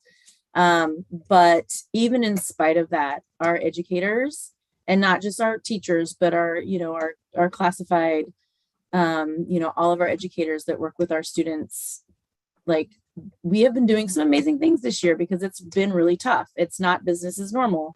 It's you know, it's a whole different ball game than we've ever experienced in my teaching career anyways. And it's going to take a while for us to,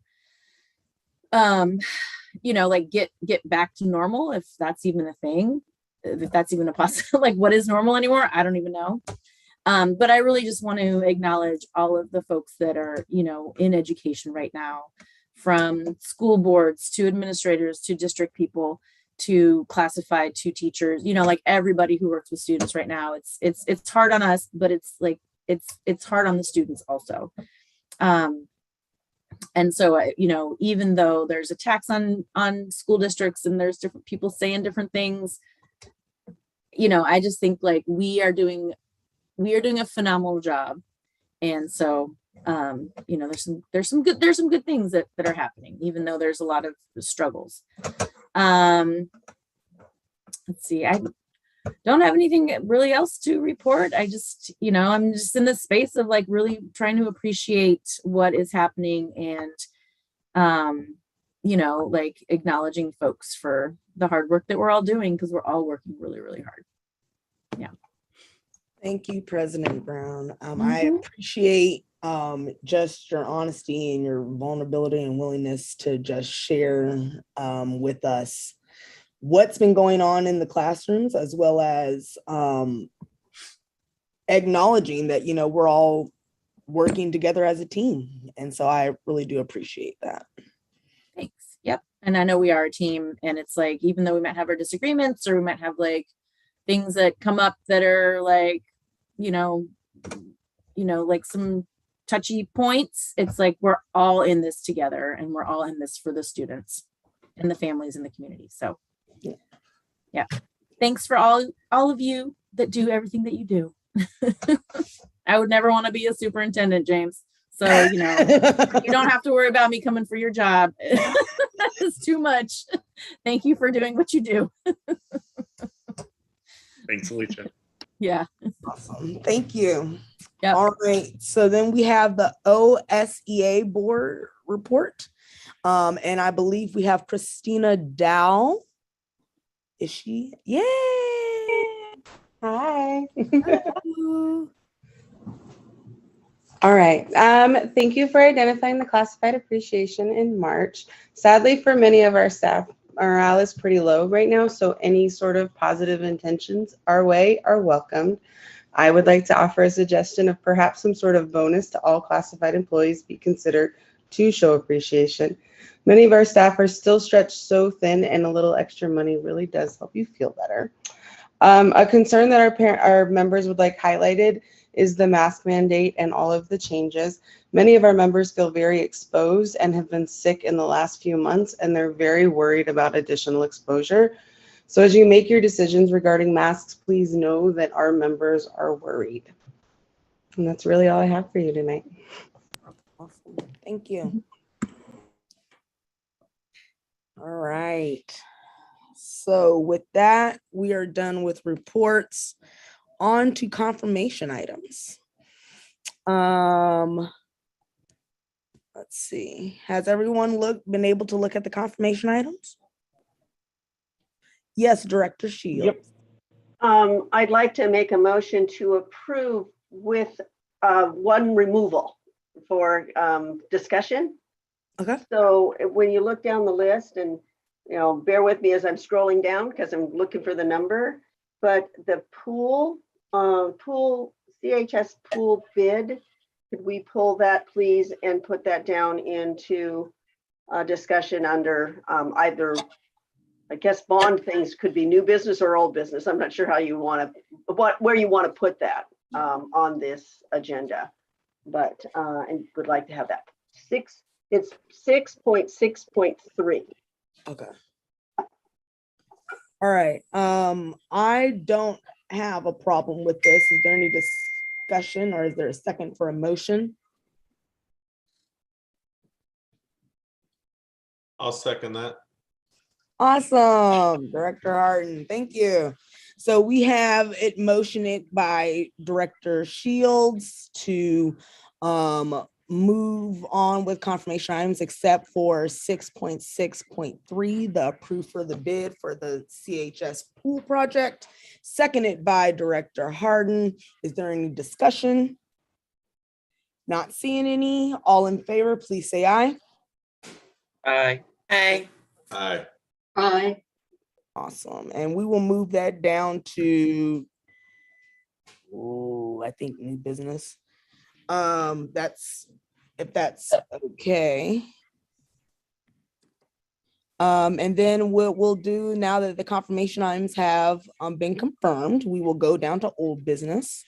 Then we'll do, now that the confirmation items have been confirmed, we will go. I didn't know that I was echoing. Okay, that was weird. Okay, so 8.1.1 board member representation on the bargaining committee. So yes, Director Andrews. We didn't talk about the agenda at the beginning of the meeting, and I was wondering if we still wanted to have this conversation or if we wanted to, I don't know if you've thought about it, Vice Chair Fuller, if we wanted to add electing a new board chair to the agenda. We didn't kind of talk about the agenda at the beginning, or at least I missed that. So we are gonna not do that because we have so many things. We were gonna push it to be a future agenda item for next our next meeting. And we I would love to have a further discussion about that further, but we are that's what the plan was. Ah, okay.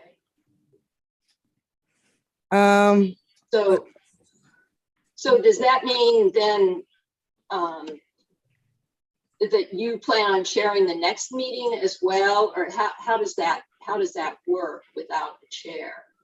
Since we don't. So yes, as vice chair, I would be chairing the next meeting, and then we would go through the process of electing a board chair.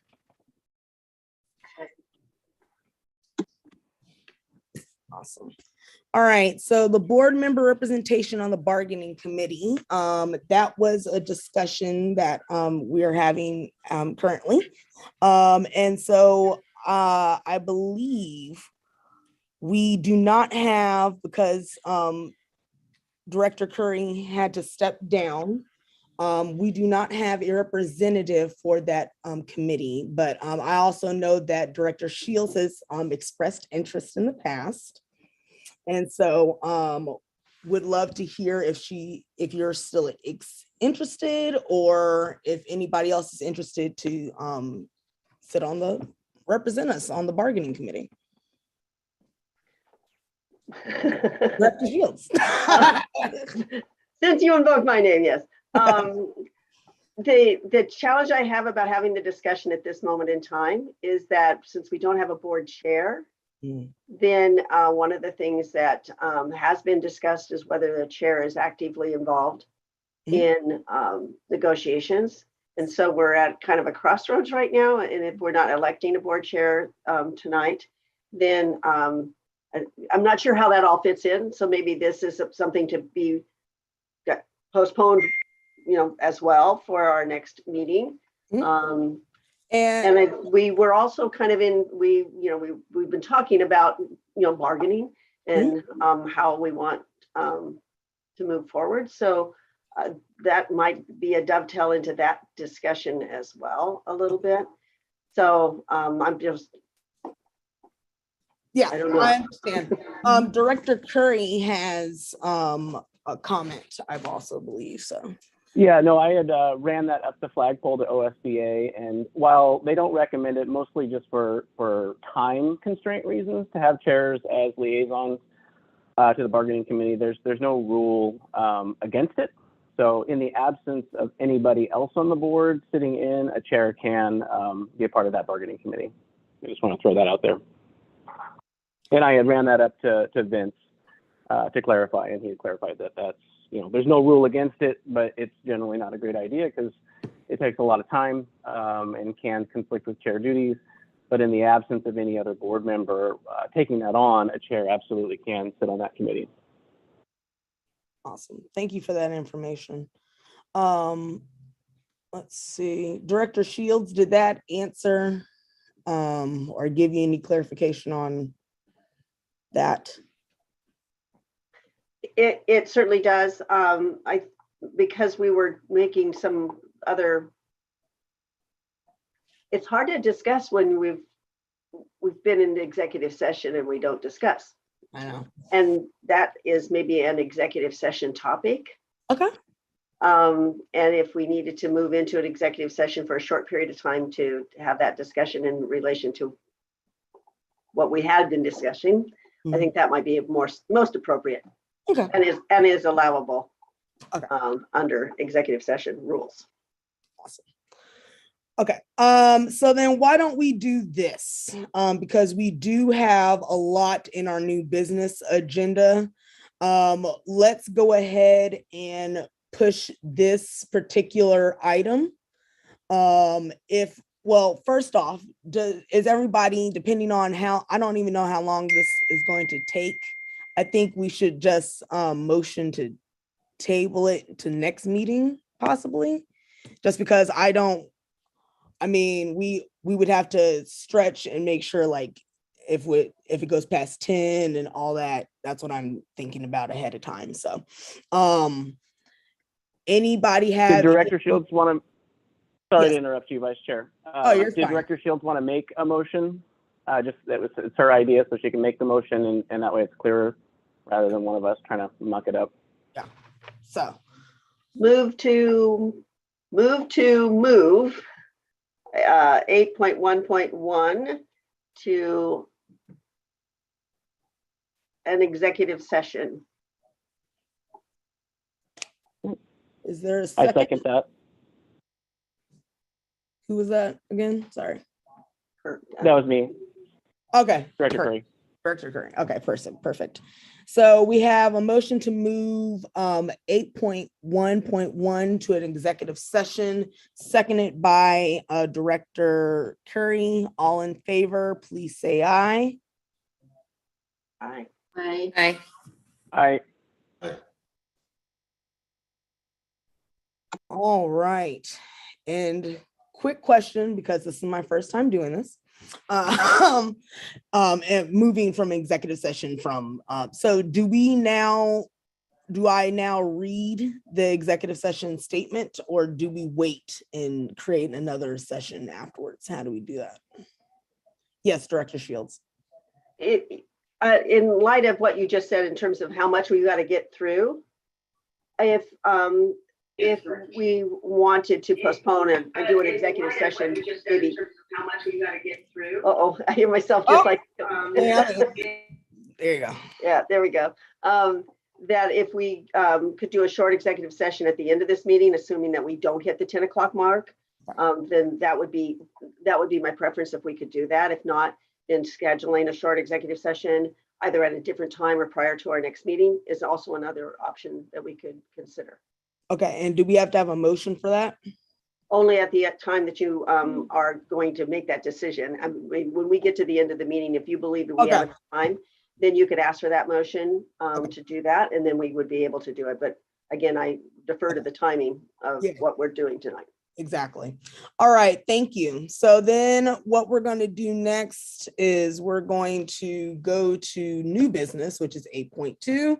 We're going to do a first read of policy CM, which is the compliance and reporting standards. And I'll pass that on to Superintendent Owens. Thank you, Vice Chair Fuller. I was going to offer sometimes around 8:30, there's a comfort break that's taken. And so I don't know if that's a need for the board. I just wanted to offer that before we kind of dive into this next set. Is there any, would anybody like to use the restroom and drink water or anything like that? Or do we want to keep going? 5 minutes, Director Shields? I'm good.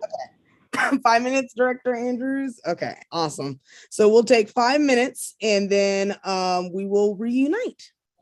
Thank you.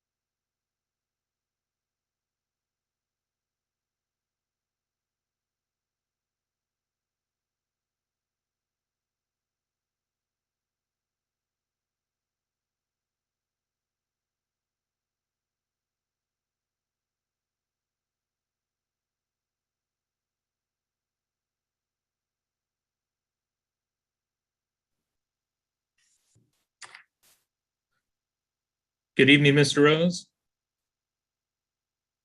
Thanks for joining us.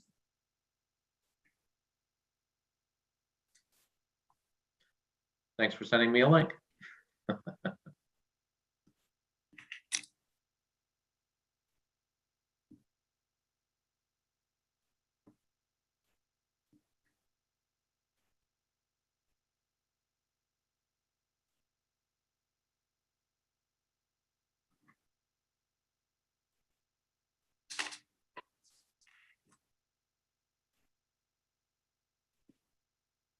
Where are we moving the pool? Are we moving it next to the ramp project? Did we indicate where that was going to go? I don't think we decided because it was possibly an old business item. Okay, I just don't want to lose it. Yeah, no, that's great. We should probably. You scared me there a minute, James. You said, where are we moving the pool? I'm a facilities guy. I immediately think, it's going to stay where it's at. We're not physically moving That the wasn't pool. in the budget. Wait, what did somebody not tell me here? Wait a minute. I mean, we moved the tennis court, so why not move the pool? That's immediately where I went. I thought, okay, is he confusing this with the tennis court? No, Come on, Scott, didn't you know? Vice Chair Fuller, we didn't introduce Scott Rose as a potential guest earlier in the evening. I apologize, but we do have him joining us for any of the questions regarding bond projects that I might not be able to answer or need to further build out, or if you just have questions as our project management company that's hired for the bond projects and owner's rep.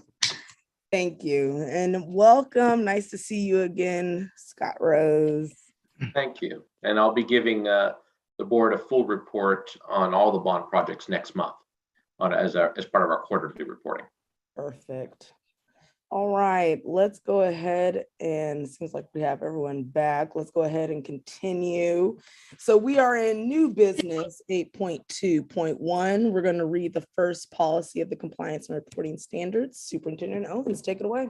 Great, thank you. So this one, just given the nature of the fact that we have a backlog of policies, I wanted to start getting some before the board and wanted to kind of start with one that seemed a little bit easier. So this is a first read on policy CM, compliance reporting on standards. Basically what this is Division 22 requirements, which we reported on in November this year. Previously were reported on in February, but now it's moved to November. And basically this codifies in policy about that change, that Division 22 is meant to be done by November 1 each year. And then it also adds a requirement to present the report orally at a board meeting, which is our practice, and allow public comment on the report, which is allowed because public comment is allowed at the meeting. So all of that's to say this is a first read here, and then you can see on the policy what the changes are.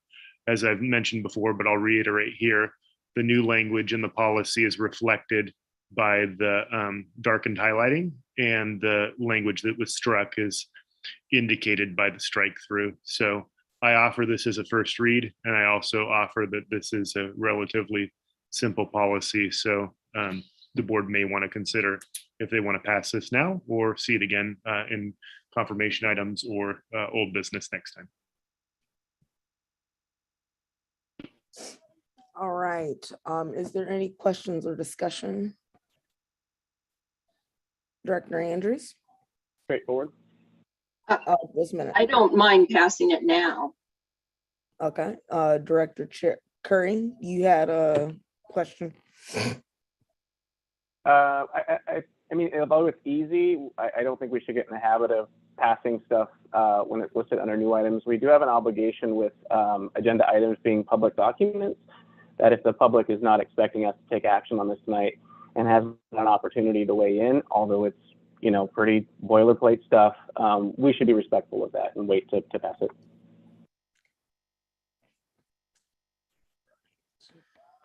Not trying to kick the can down the road, but there are some public comment requirements that we don't want to run afoul of those. Thank you. Any other questions, comments, Director Shields? On something that is basically pro forma, I would disagree with Director Curry. This isn't one of those kinds of things that I would see that would be causing any kind of a challenge. And we have, in a past practice, looked at things that have been very kind of clear cut. Because if we don't, with the 50 or 60 that are coming our way, some of these things can be looked at, and it is our responsibility to review these materials.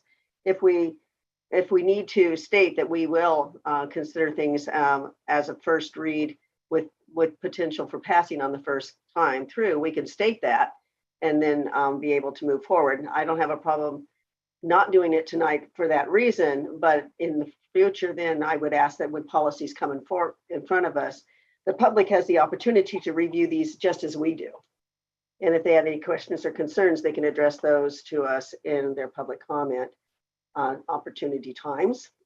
So for this time, fine, but for future, I'd like to be able to reserve the right to look at something as simple as this and pass it so that we could get some of these things moved along. All right. Any other comments, questions? Seeing none. I believe that we will move on down to 8.2.2, which is consider approval of bid for Pleasant Valley ramp improvement. And I will hand it off to Director Southerton. Thank you, Vice Chair Fuller. Sorry, I was used to saying Curry there for a second. For your consideration this evening, the administration and RNC management group, our bond project managers and owner rep, are recommending the addition of an ADA accessible ramp at Pleasant Valley Elementary School to be added as a bond project for the 2020 Centennial Capital Improvement Bond approved by voters in March of 2020. The accessibility improvement project is allowed to be added to the list of approved projects. Per the bond language, other school facility improvements are allowed and are the intention of the bond. With school board approval, and this project will directly support student access and safety at Pleasant Valley. The principal and student support specialists at Pleasant Valley have identified this project as a high priority need for the school, and the administration has worked with our designers and architects to design the ramp and have put it out for bid. We publicly put it out for bid and received multiple responses. The administration is recommending the awarding of the bid to the lowest bidder, ASA Construction, for $144,000. The administration recommends the board of directors approves, including the addition of an ADA accessible ramp at Pleasant Valley Elementary School to a list of approved bond projects and award the construction contract for the ramp to ASA Construction for $144,000. Thank you. And I believe we have to, you're looking for our approval, correct? Correct, Vice Chair Fuller. Both your approval to be added as a bond project and approval of awarding the bid. So those would be two separate votes and two separate considerations. Okay. So is there a motion for either one of those, or is there a discussion? Do we want to have a discussion real quick first? Let's use the motion, and then if we need to discuss, I'll move the first, which is to consider moving the PV ramp project into bond projects. Perfect. Second. I second that. Okay, so we got first motion by Director Shields, seconded by Director Lynn. Discussion? Seeing none. All in favor, please say aye. Aye. Aye. Awesome. That is unanimous. Board Secretary Jordan. And then do we have another motion? That's motion. Or the wording. Sorry. Yeah, motion to approve the award of the bid to as designated in board note 7.2.2. Perfect. Is there Seconded.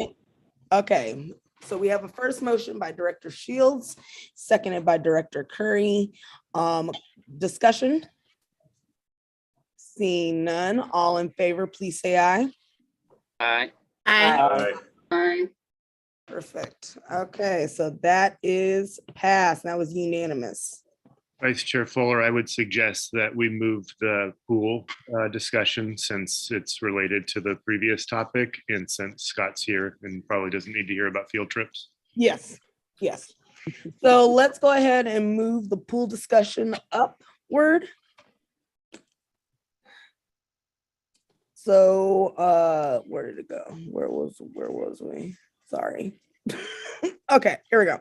So This is the approval bid for the CHS pool, and I wanted to know, I believe it was Director Shields that wanted to move that to, so we can have discussion. So, what, do you have anything for discussion on? Sorry. It's, when, some things I guess have changed a little bit, and so I wanted to give our superintendent an opportunity to tell us if there's anything different here, because we knew something was in the state of flux. So is this fluxed? Yeah, Is what we need to know. I'll defer that to Director Southerton because there was a decision point. And I think it's important for you as the board to know what the decision point is and to be able to see if that's a decision point as a board that you want to entertain, or if you want to take it as it's proposed here. So Director Southerton, take it away. Thank you, Superintendent Owens and Director Shields. There is a decision point. So this is on the repair project for the swimming pool at Centennial High School. We put that out for competitive bid, and the lowest bid was from Emmerich Construction, who you will recall is doing great work for us at the middle schools right now, Oliver Middle School and Centennial Middle School. And they came in with a base bid at $1.999 million, so just under $2 million. The decision point is we bid as an alternate a different finish to the pool, a tile finish rather than a concrete plaster finish to the pool that has been requested by athletics because they believe it will have better durability and lower maintenance. Our engineers and our pool consultants have given us feedback that overall it will be about a wash. You have $362,000 in additional costs for that tile finish. So while it will last longer, your maintenance over the next 20 or 30 years is not expected to be necessarily that high under normal conditions. But it is a decision point nonetheless. So do we want, or does the board support approving moving forward with the pool repairs? Further, does the board wish to go with the concrete and plaster finish that was in the base bid, or does the board prefer to buy up, if you will, to a tile finish, which will be $362,000 more and will require authorization from the board to transfer contingency funds from the bond project contingency fund, which current balance is 5.9 million, a little over 5.9 million. So moving 362,000 will take the bond contingency fund down to a little over $5.5 million. So those are the decision points. If we don't go with the tile finish, while the pool is slightly over budget, even at the 1.999 million, we have some contingency funds within the project that will absorb that additional overage. So there would be no need to move funding from the contingency fund from the overall bond project's contingency fund. So it would remain at 5.9 million. So again, I'll just reiterate for clarity. We're requesting approval of the pool project, and then we're requesting direction on if the board would like to buy up to have a tile finish for $362,000, which will come from the bond program contingency fund. And with that, I'm happy to take any questions you may have. Awesome. And I actually have the person that contacted me first was Director Curry. So I have Director Curry, and then we have Director Lynn asking questions. And then I see Director Andrews' hand as well too. So Director Curry. Awesome. Thank you so much, Vice Chair Fuller.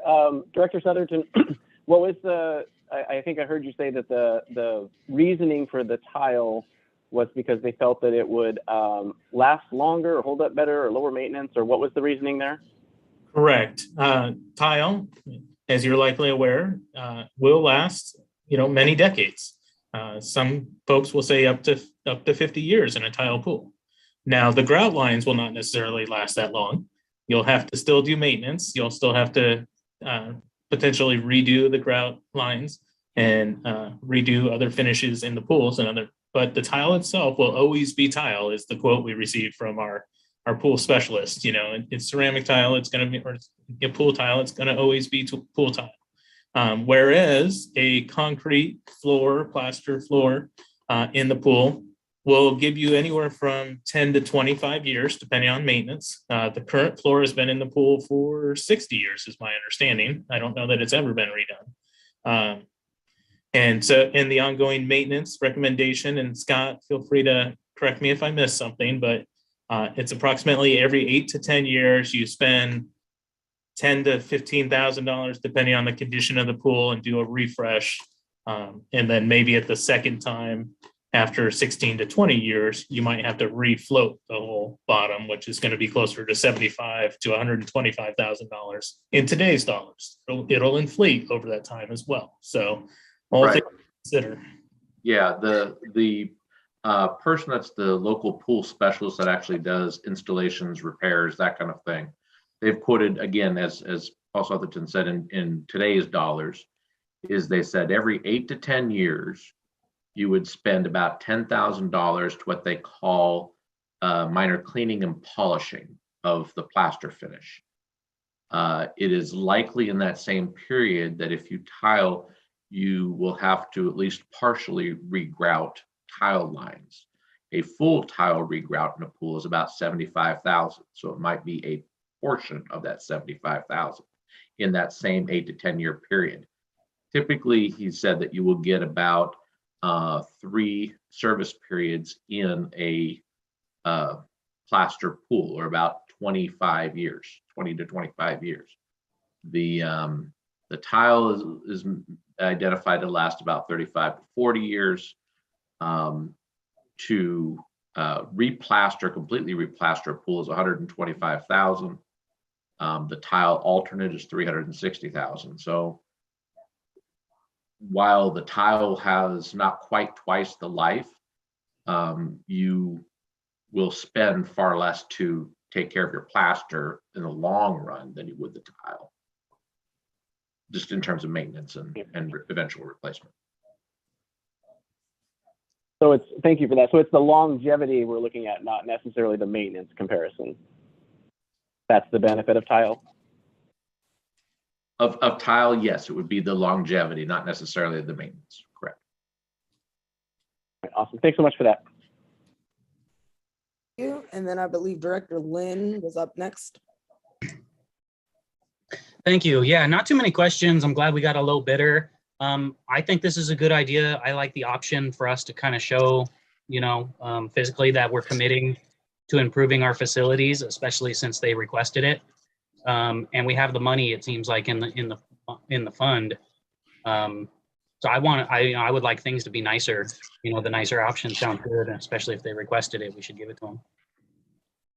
Awesome. And then I believe it was Director Andrews and then Director Harden. So, Director Southerton, I exchanged emails with you. So I understand that the pool bid, while we did get a low bidder, it still came in $200,000 over what we anticipated. Is that correct?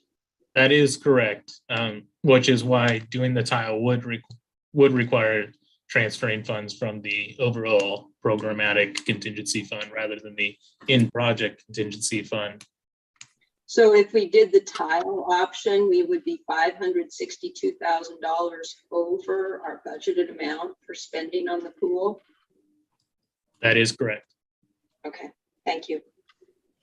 Director Harden. Yeah, I'm just curious why the request happened. What are the benefits from the people that are going to be using the pool? What's their perspective? That's a great question. I actually spoke with Rod today, who is our director of swimming or swimming coach and swimming teacher, who is a fantastic person, has been in the district for 22 years, I believe, and has done a fantastic job. Remembers James when he was probably in district. And he's a believer of tile. He believes tile for longevity. I think additionally, he expressed to me he's not seen the upkeep and the maintenance in the district, or the commitment of funds by the budget committee and maybe the board to upkeep of maintenance in the district.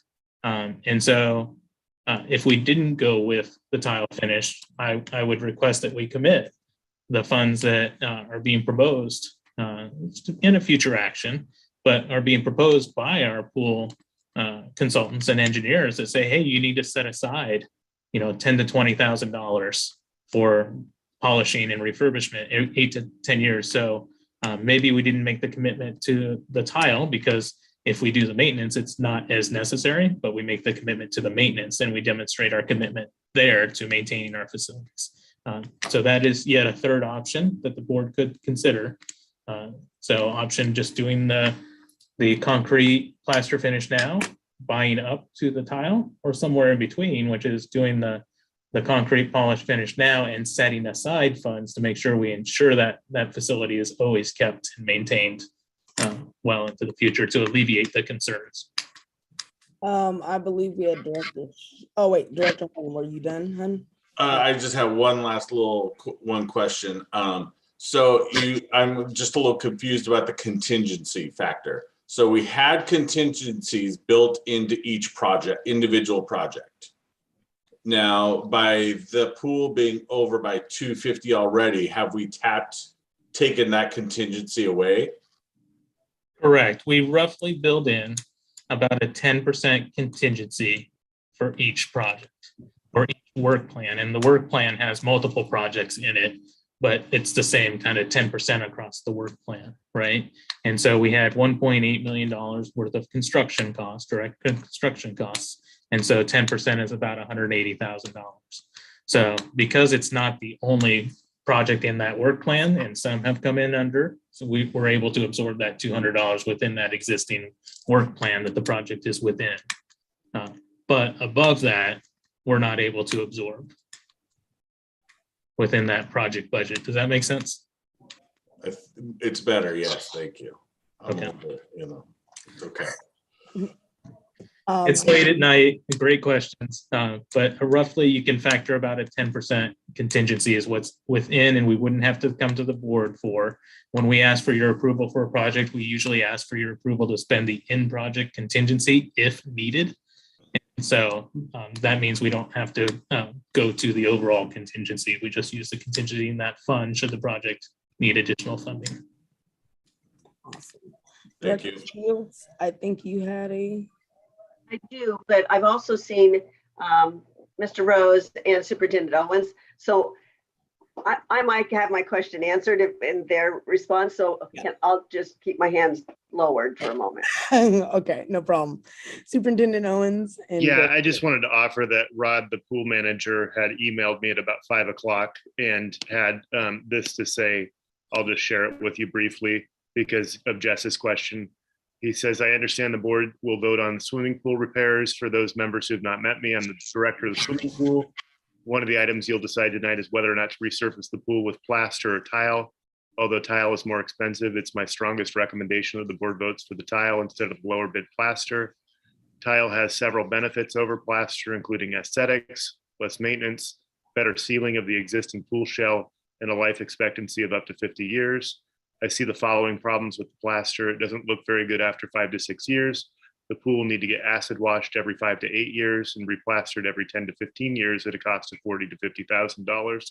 Based on my past 22 years of experience with the district, I don't see the district willing to pay that much money every 10 to 15 years. Going with the tile is a better investment in the shell of the pool. Now that I'm done doing my due diligence by advocating for the tile shell, I want to express my gratitude to the board and to the Centennial community who passed the May 2020 bond measure. I've always viewed myself as being a steward of the facility and a facility which is a gift from past generations who passed a bond nearly 60 years ago to build the pool. Thank you for continuing their efforts. Okay. And then I believe Director Rose, you had your hand up. Just a couple items. So I do appreciate Rod's comments. And the one thing I would add to Rod's comments is that there are maintenance costs commensurate with the costs of maintaining plaster, whether it's tile or whether it's plaster.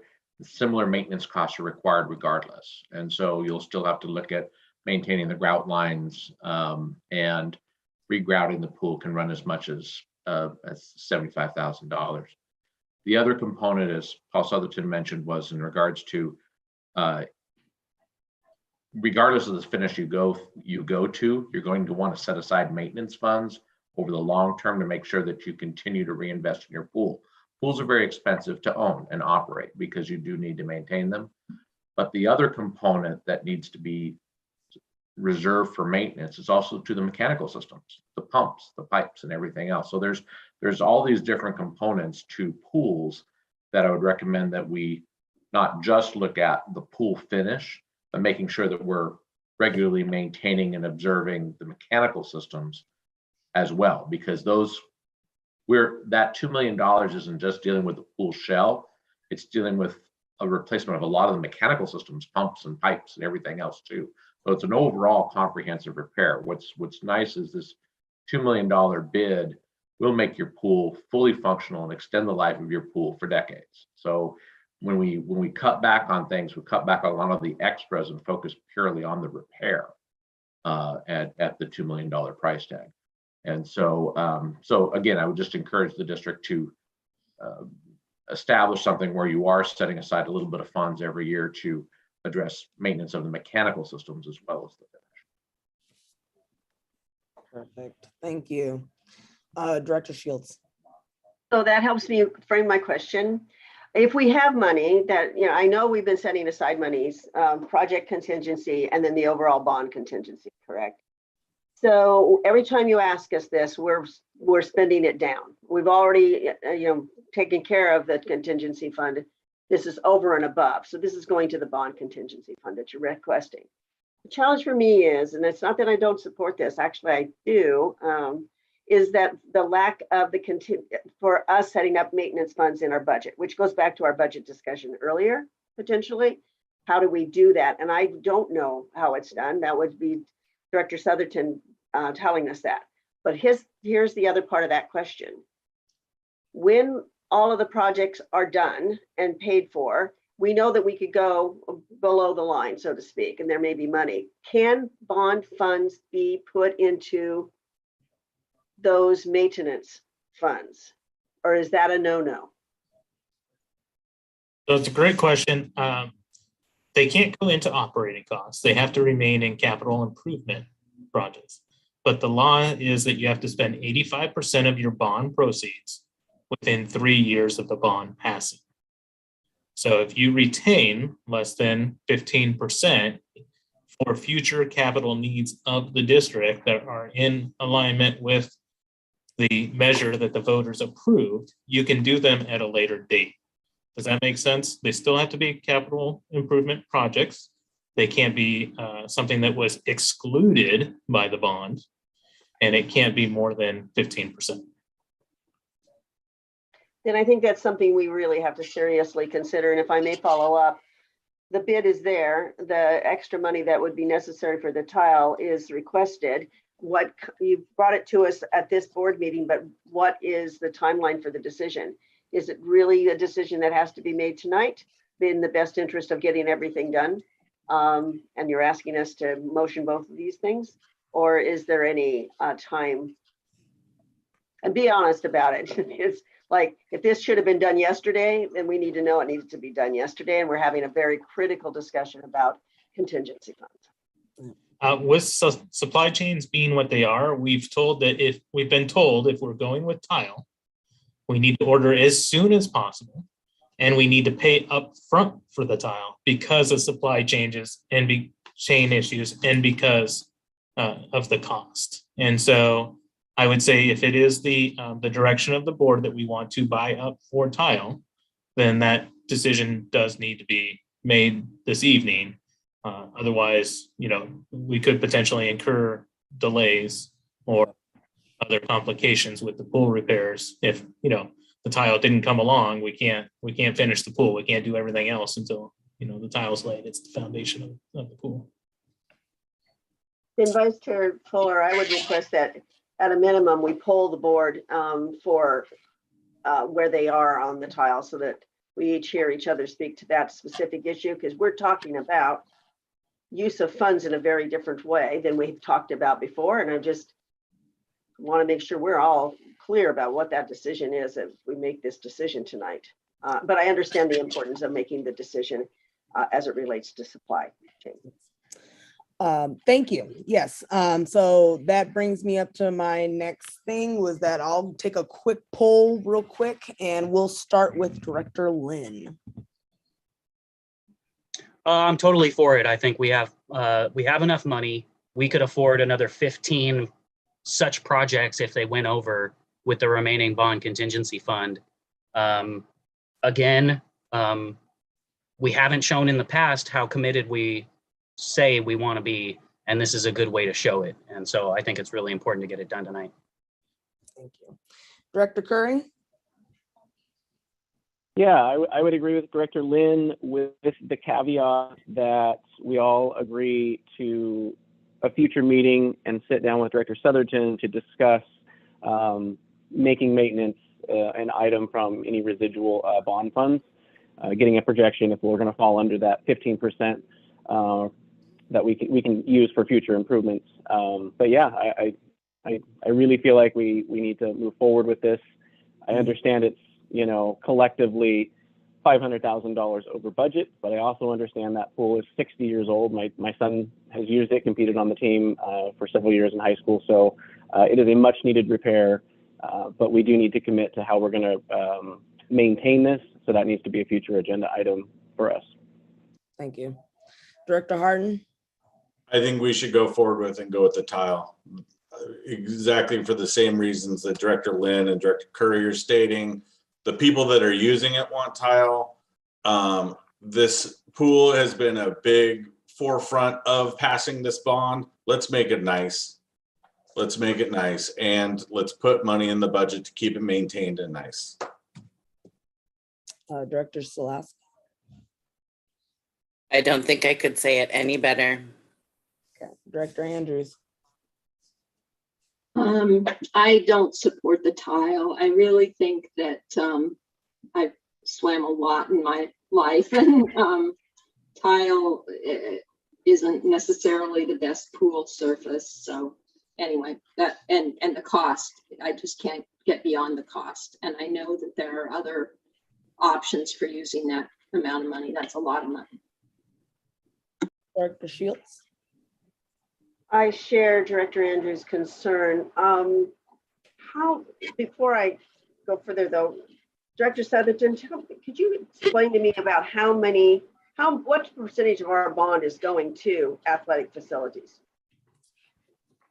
It does depend how you classify that.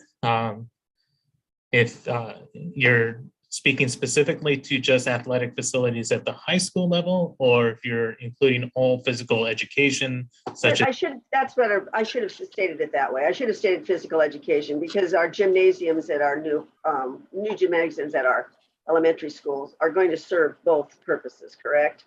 Correct. It is our physical education program as well as our athletic programs that we are supporting. The pool supports as well as any gymnasium would support, right? Because we teach our fourth graders to swim, as an example. But how much are we already putting in to athletics? It's a great question. The gymnasiums by themselves, so excluding the improvements that are happening at the adjoining schools, is roughly $16 million, or roughly $4 million per gymnasium. The tennis courts were just under $1 million at $970,000. The swimming pool base bid is $2 million. Additionally, we resurfaced the tracks at OMS and CMS. Together, they were collectively around $850,000.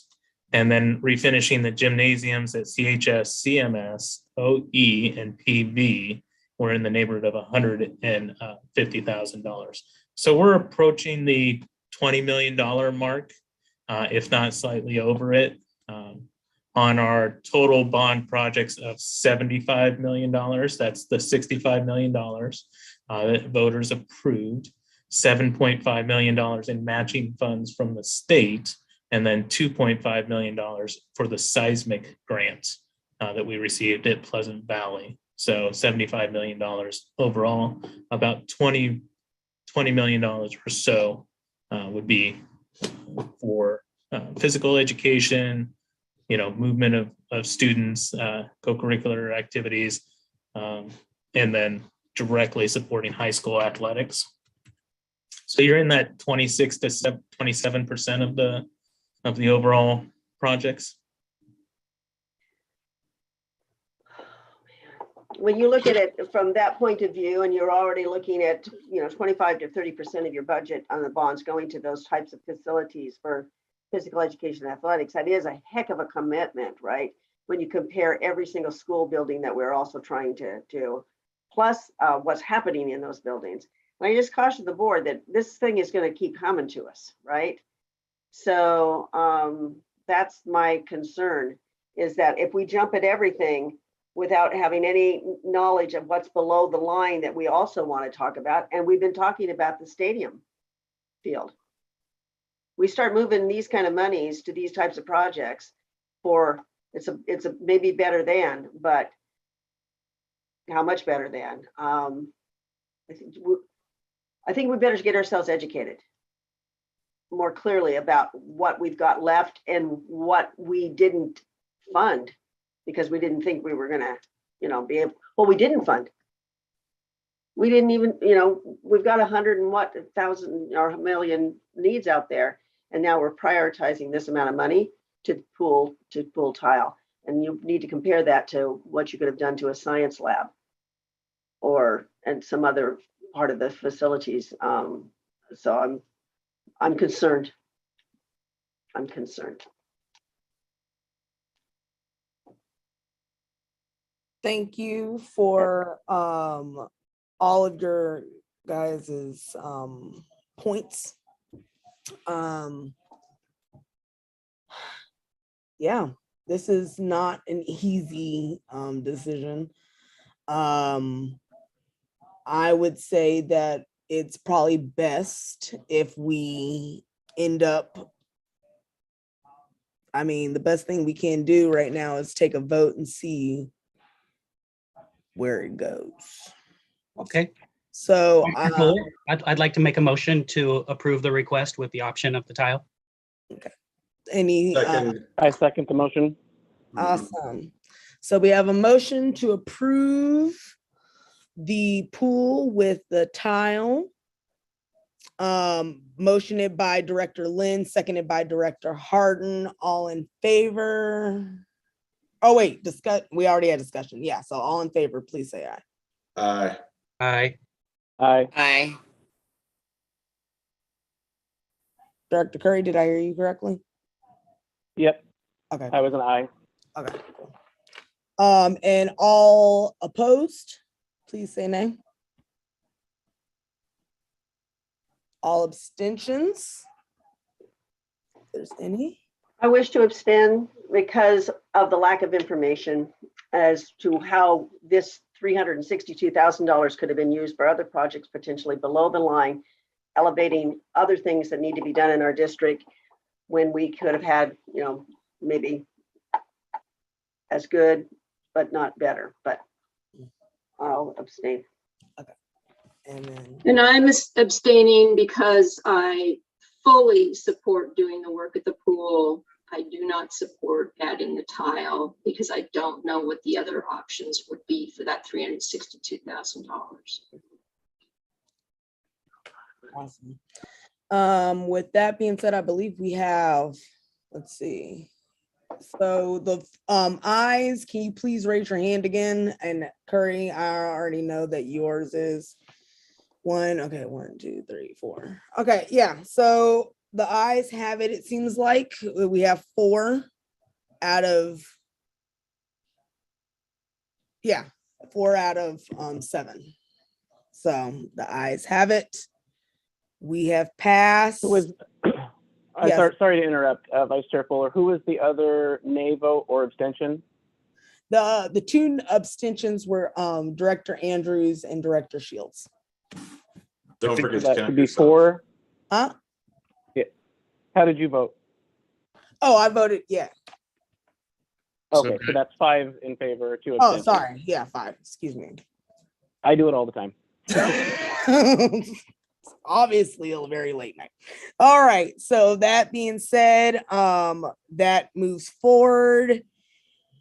Okay. So then we have, and Director Rose, thank you. I think that was the only facilities thing that we had on there, but you may stick around if you want to.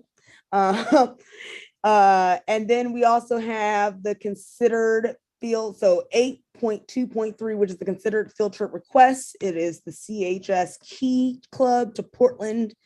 And that is, we'll pass it on. Oh, sorry, it's going to be happening March 11th through the 13th of this year. And we'll pass it on to Superintendent Owens. Thank you. And I don't see our high school principal still on the call, and I was hoping that she would be able to speak to the trips, but the trips are as presented. A Key Club trip in March. Superintendent Owens, it looks like Mari's in the attendees section. Oh, thank you.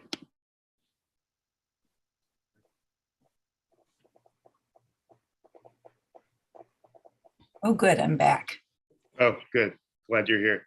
So the Key Club trip, can you tell the board a little bit about the trip? And before you do, what I will say is that we have a pause on overnight travel as a result of coming out of winter break and having the Omicron surge. And so we are bringing this to the board for consideration because we have a trip request in March. And then the next one that you'll see is the FBLA state competition in April. So I'll let Principal Scott Aguirre start with Key Club for March.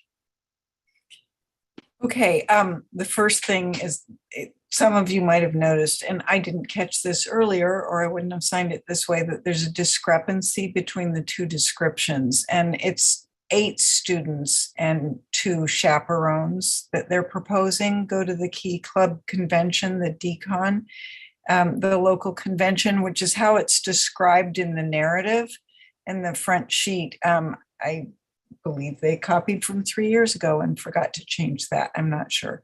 I didn't catch that earlier, so I'm sorry about that. The Key Club convention is every year. This is the local convention. There's a later convention that happens that they haven't applied for yet. I don't know if they're going to go or not, but this is the earlier one that's local. And our Key Club does all sorts of volunteer work. They've been very supportive over the last 2 years at being able to get some things done with the Key Club. We really appreciate their work. So it's a conference at the convention center. There are specific COVID protocols in order to keep students safe. They did choose to stay at a hotel that is the furthest away rather than staying at the biggest hotel at the convention center. As they say, they won't allow the students to use the gym at the hotel nor the pool at the hotel. And there's students that have participated in Key Club for 4 years, but they've never been able to go to the convention because the last time there was a convention, they were freshmen in high school and they don't send the freshmen. So they're hoping that the 2 seniors will be able to go and that 6 other students will be able to go with them. I think it was 2 seniors. And so that's the basic. They've got 2 chaperones and 1 male and 1 female for the Key Club and convention. So those are the basic things. I don't know if there's further questions with that.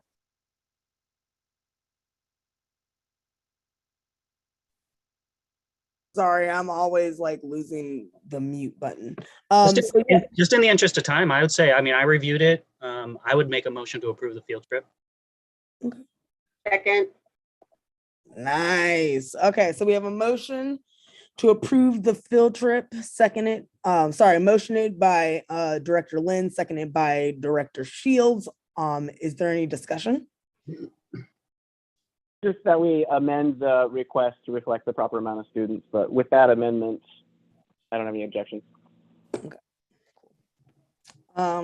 Not seeing anything else. All in favor, please say aye. Aye. Aye. Aye. Awesome. Ayes have it. That is unanimous. So 8.2.4 No. Consider field trip request, CHS FBLA to Portland, Oregon, April 7th through the 9th. Principal Scott Gurry, you may take it away. This one has a slightly larger group. There's 18 students and 2 instructors, Ms. Harden and Mr. Miller. This one's an academic competition that we've participated in for many years. So they go from Thursday through Saturday. They take buses to the convention center. They get picked up by parents on Saturday. They do stay at a hotel. They can only put in the tentative schedule of events because it's not published yet, but this is the same kind of schedule that was set up for 2020. They ended up having to compete online in 2020. They did compete remotely at that time, but this is the kind of schedule that is normal for the FBLA convention, and it takes place at the Doubletree in Lloyd Center. And we traditionally have the best or one of the best FBLA teams in the state. And this one's that true co-curricular kind of activity. It's both ties together with coursework they're doing as well as outside work. So I would hope our students excel at this, and it's a really wonderful thing. And I encourage everyone to say yes, because I was a former FBLA student myself, and it was this type of conference and stuff like that is remarkable. So yes, is there any? Oh yes. Question, if it's all right, will the members attending be vaccinated? I noticed it stated that in the Key Club accepting. How about in this situation? It's a very good question, and I don't know the answer to that one. Because we asked the same thing of the wrestling team when they wanted to make their trip. Yep. The Key Club members are vaccinated. I'd kind of like to know that before we pass through. Yeah, I'd have to second that. And my kid went to state in FBLA. I love Mrs. Harden. She rocks at that job. Those kids always do really well, and I really, really, really hope they're on board with getting vaccinated because I want them to go. But to be fair, we can't make exceptions for one group when the board's policy has consistently been everybody's vaccinated to attend. So I'm going to have to agree with Director Harden there. I'm gonna have to agree with Director Harden as well too. I did not know that, so that was kind of like premature. So I apologize. But is there any other discussion around that? Yes, Director Shields. Is this something that if we got those kind of clarifications and we were able to take the vote in another meeting, is there any challenge with that delay of maybe 2 weeks or next board meeting? I don't know what the timeline is for registration for the convention. That's a very good question. Do we know that answer by chance? I'm trying to check on the vaccination status. I don't know I knew the Key Club one. This one's a little further out, but I knew the deadlines for Key Club. I do not know the deadlines for FBLA. They do have the option of competing virtually if a school board or a school district does not allow them to compete in person. And so that was part of the reason they wanted to put it before the board now, because they have to determine which way they're going to compete. But I don't know the deadline for what day they need to make it so that they can be in-person competition. Can we pass the motion tonight with the caveat it's for vaccinated participants? I'm on board with that. I'd love to see that. I'd hate to us be the reason that they can't compete, but I would like to make sure that they're vaccinated. I'll make that motion that we approve the field trip with the caveat that the participants be vaccinated.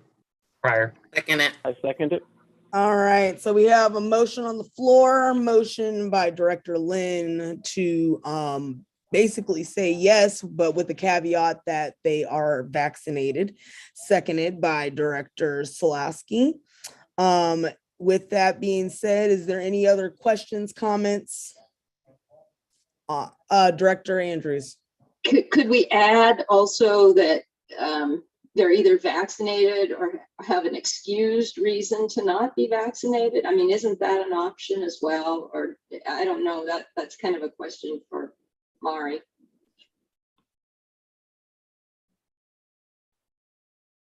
I mean, I guess I'm just going to throw this out there, and Principal Scott Aguirre, you can correct me, but I think for our purposes for approval, we can probably approve it with the caveat that the kids are vaccinated unless they have something on record at the high school that allows them an exemption. Does that sound acceptable, Director Andrews? Yeah, that works for me. Okay, perfect. Okay. Well, I'd like to move that we amend the motion to reflect that the FBLA state competition is allowed, with the caveat that students are all vaccinated unless they have a formal exemption on record in the principal's office.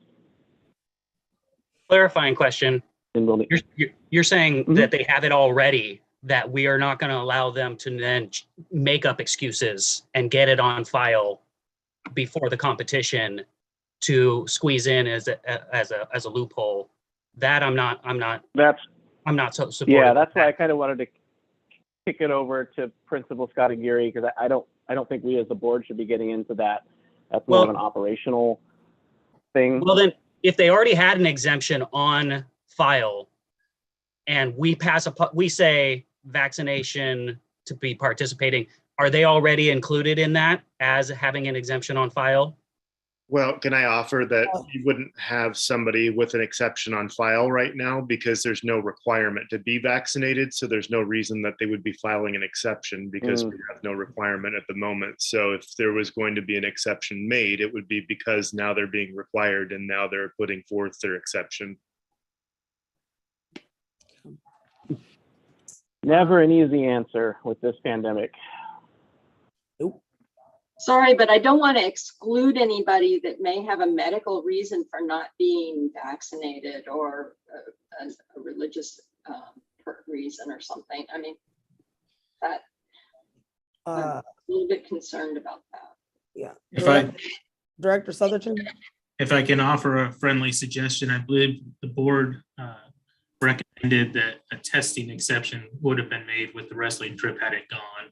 So had it been tested negative within 24 or 48 hours. I can't recall the exact conversation. Mari might have a better recollection than I do, but we included testing before and testing after for wrestling folks.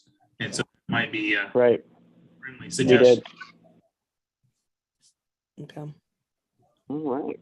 I say that maybe we should make that motion again. Yeah. Can I have a motion for that?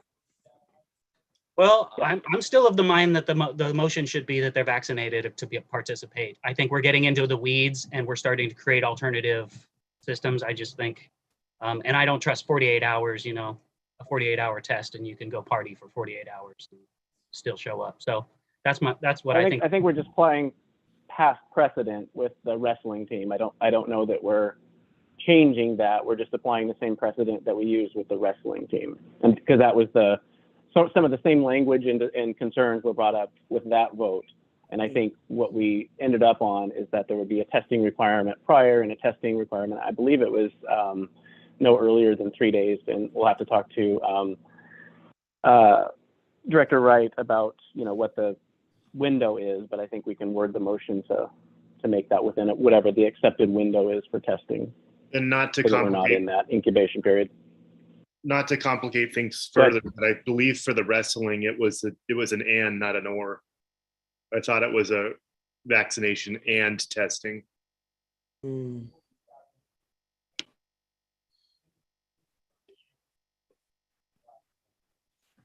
Well, I guess that if we approved the wrestling team, the Key Club put it in their request, as a board, we're going to have to apply some sort of standard here so that we're not making exceptions about exceptions Yeah. just for one group. I would ask that the motion be removed as seconded, just so that we could start again if we're going to start again, because there's just so many things. I don't know where we would be getting in terms of, David, with the original motion and all the changes that have been now that we've got some additional things to chew on, which is, do we develop a standard, right, which says that you have to be vaccinated and what is it, and have a test, it's for those unvaccinated, have a test before and have a test after, or is it, or I'd love us to get that kind of clarity so that when other things come our way, because they will, right? And we don't anticipate this pandemic to be gone, I mean, by the end of this year, maybe. If we could establish that we could apply each time these requests come to us, that would be helpful. So can we back up like one step? Maybe? Well, can we resolve that question just by calling the vote on, and then if it fails, then more board members want to further discuss it.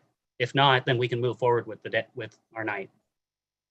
Restate the motion because I'm confused now. It's approving the field trip that all the participants are vaccinated, and that was seconded. So that was motioned by Director Lynn, seconded by who? Who was it seconded by? Director Director Slawski, I believe. Yeah, okay, that was good. Right. So then, so if we're yeah. Go ahead, Vice Chair. If we're calling the question, there can be no further discussion. We have to take the vote.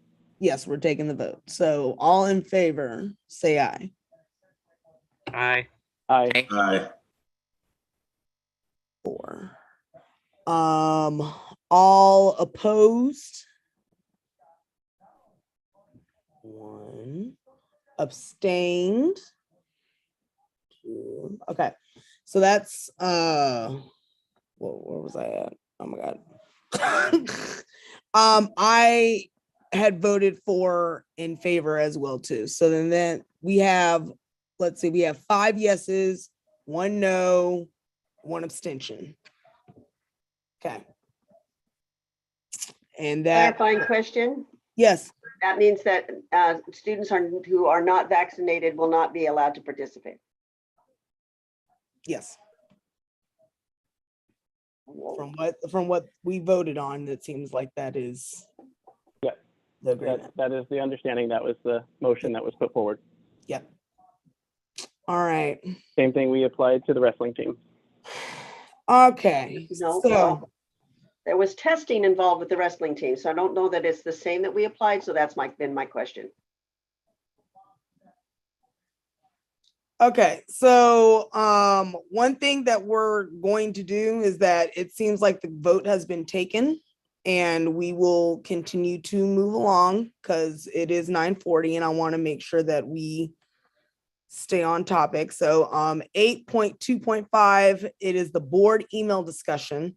Now this basically means, and I will pass it on, and Superintendent Owens, please follow up with anything that I miss.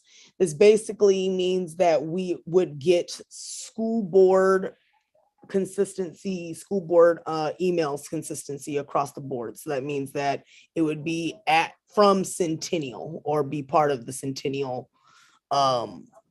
district instead of just our personal ones. And so we do need to have a discussion about that. Is there anything else that I'm missing, Superintendent Owens? Yeah, so I would add to that. No, that was a good summary. What I would add to that is a couple of things, and hopefully Director Southerton can weigh in here as well. But with respect to having the email accounts, that puts it, like you said, into the district email system. To do that, you basically have to be logged in as an employee in terms of giving a certain amount of information so that they can generate that process. And then you would have a district email account, which then would be more accessible if there were public records requests and things of that sort. So that would be potentially the merit of having that. But the second part of that discussion is not just having the account, but then also there's been a request to have board members' email addresses posted with their profile on the website. So that was another component of what was requested to be discussed here. Current practice, as we're aware, is that there's a board email account that's set up. Any email to the board goes through that account. From that account, then Pam Jordan and I assess the email and then consult with the chair as needed, because sometimes when people are emailing the board, they're contacting them about things that are really issues that need to be resolved through administration via complaint processes or other things that shouldn't be going straight to the board. And so we try to ferret out what's appropriate to go forward with the board in consultation with the chair, if that makes sense. So I think that, to summarize, there's two components to that. Number one is the establishment of a district email account. Number two, once you have the account, posting the email addresses to the website with your profile. Perfect. I will, and this is a discussion, so I would love to start the discussion with whoever is interested, and if I'll quickly go first. I really do see the importance of this. Not saying that everyone, not saying that we are like the only ones, but especially when we're trying to get more information and different things like that, I think that, and having consistency, and it doesn't have to be with our name attached to at Centennial. I think it can be like our position, so it can only it'll stay, because I think one of the concerns will probably be is that, like, who's going to be in charge of transferring over the email addresses after, positions, we leave these positions, because we're not, privy to them. So I personally like the idea of having email addresses and having it connected to us, so people have an access of talking to us and feel like they can have a straight line of communication to us. That might be individual access or anything like that. I also feel that this will also better our relationship too, and with the community overall, to show that we are we're not hiding, if that makes sense. Yes, Director Lynn, I see your hand raised. Thank you. Yeah, and I might have started this conversation because for me, it was just about accessibility and being available to the community for a lot of reasons. It might not be complaints, it might be for partnerships, it might be people wanting to, do community groups together. And I personally, I did not have any preference on whether it should be a Centennial one or not. If it's easier for the administration, I'm sure I can connect it some way. And I didn't want it to be, I didn't say it needed to be for everybody. I certainly, if anybody doesn't want their any email for them up on the site, that should be perfectly fine that they don't. But I wanted mine, whether everybody else does or not. So that was where I started on it. Thank you, Director Lynn. Director Andrews.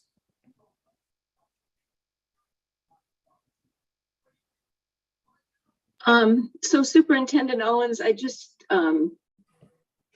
when you said that about having an account, if we actually have a Centennial mailbox, does that mean that we have layers of security to get to the system, that we have to do required training on phishing and all that sort of thing? I mean, so what does that actually mean when you say we have an account? And I'm going to rely on Director Southerton to weigh in on that question. It's a good one.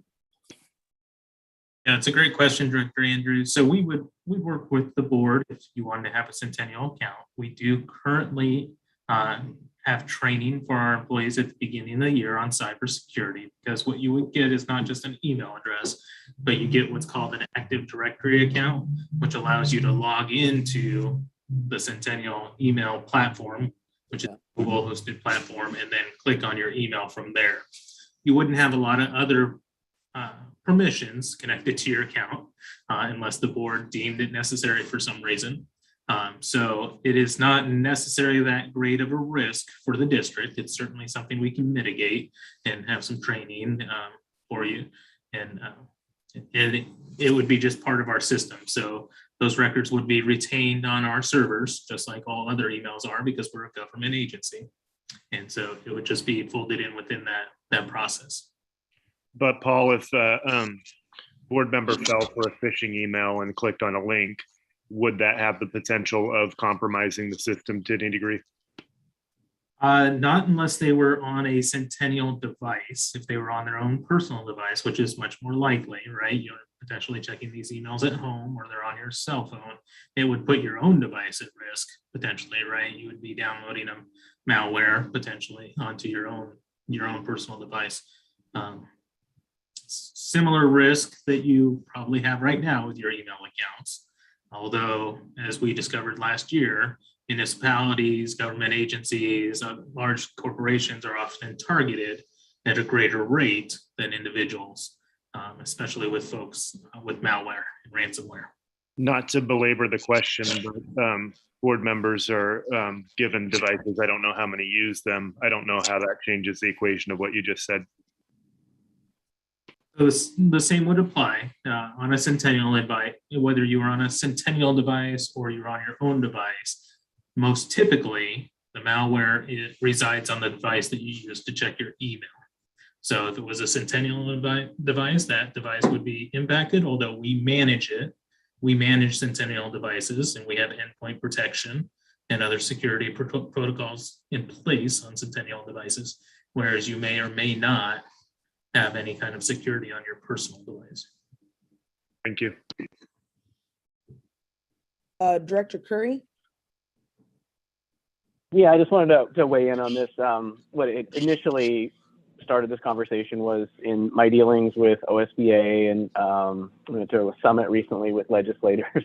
You know, I'm like the only one that just has a Gmail account, and a lot of people didn't respond to my emails because they didn't really think it was real. So there's a legitimacy issue with not having a district email. That being said, obviously, you know, security concerns, like Director Southerton said, it's the same for whether it's my personal device or whether it's the school device. Excuse me, sorry. Whether it's, you know, the school device, obviously the endpoint protections are probably a lot better than what they are on my own personal device. And as to the second question, posting my email publicly, I'm on board for that as well. All right, Director Shields. Oh, excuse me. Frog in the throat, sorry. I think we've done several different things over time that I've been on the board where directors have placed their email address on the website. And I think that can be a personal choice by a board member. I will say that there's a lot of things that come with them. This comment about legitimacy is one of them, but it also implies lots of other things with the CSD. And we've had a situation where it was implied that board members were employees of the district because of that. So those are some things that to be considered. I am more concerned about, and Director Southerton has said, all right, we can mitigate that. Yeah, you can mitigate it to a degree, but we've been through some bad stuff. And if we had not had personally email addresses and been able to work the way we were able to work over the time that we had a challenge, it would have been a whole lot harsher for communication purposes. I personally really like the board CSD email. I think that shares it for all of us. As we act as a body, we are a body.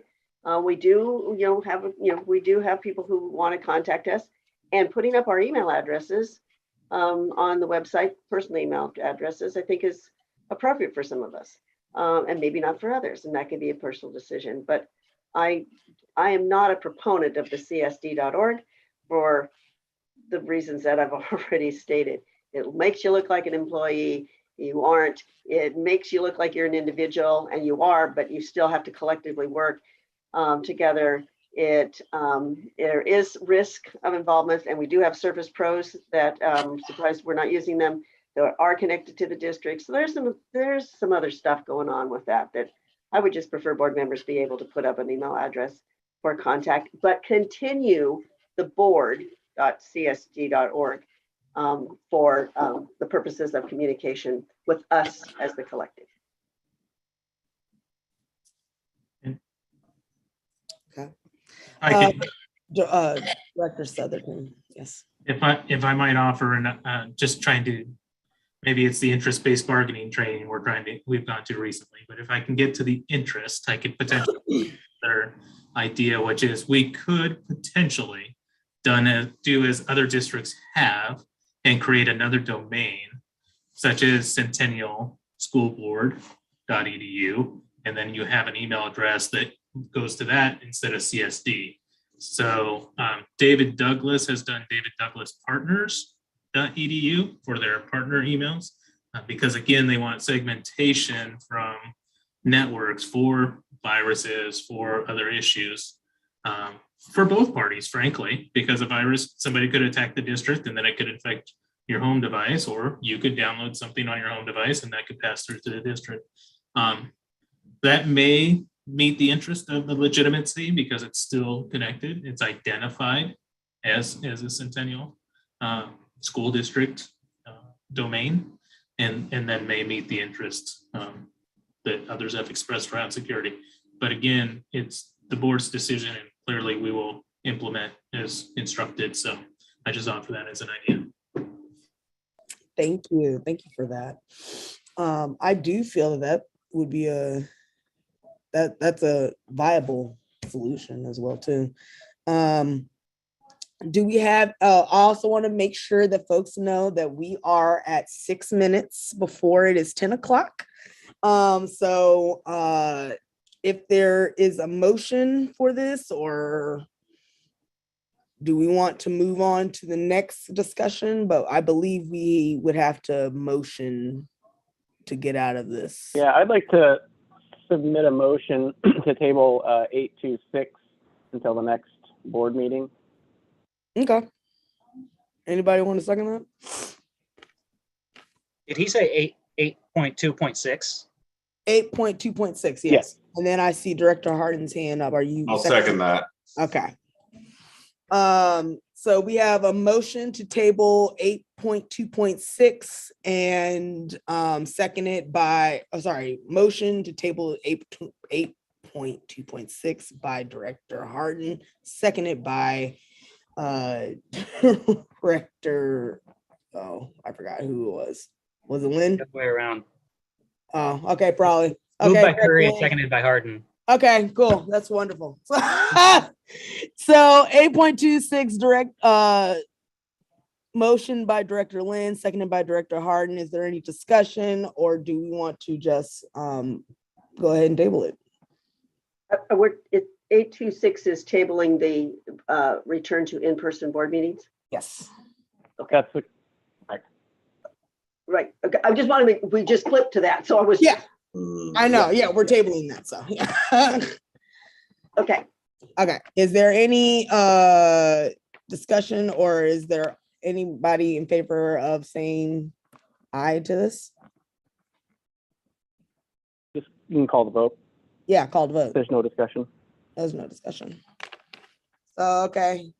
All in favor of aye? Aye. Okay. Aye. Second, abstentions, no, none. Then we will also move down to, I think it's future agenda items, correct? Vice Chair Can Fuller. we actually, Yes. Sorry, Go Superintendent Owens. No, go ahead, Rose. Yes, Director. I was gonna just suggest that before we move on, we go back and just wrap up.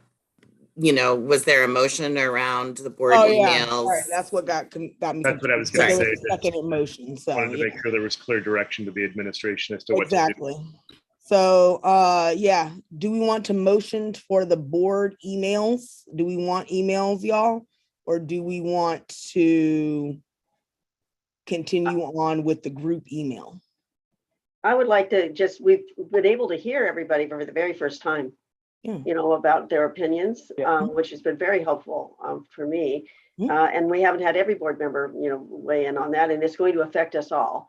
Yes. So, and we've been given some alternatives too, right? From Director Southerton that I didn't even know about, right? So if we could maybe just kind of, you know, put a list of some of those options and just bring it up again, maybe not the full board discussion, but I think we now know that there are more options for us to consider. Okay. And that Director Southerton could maybe help us with that, Superintendent Owens.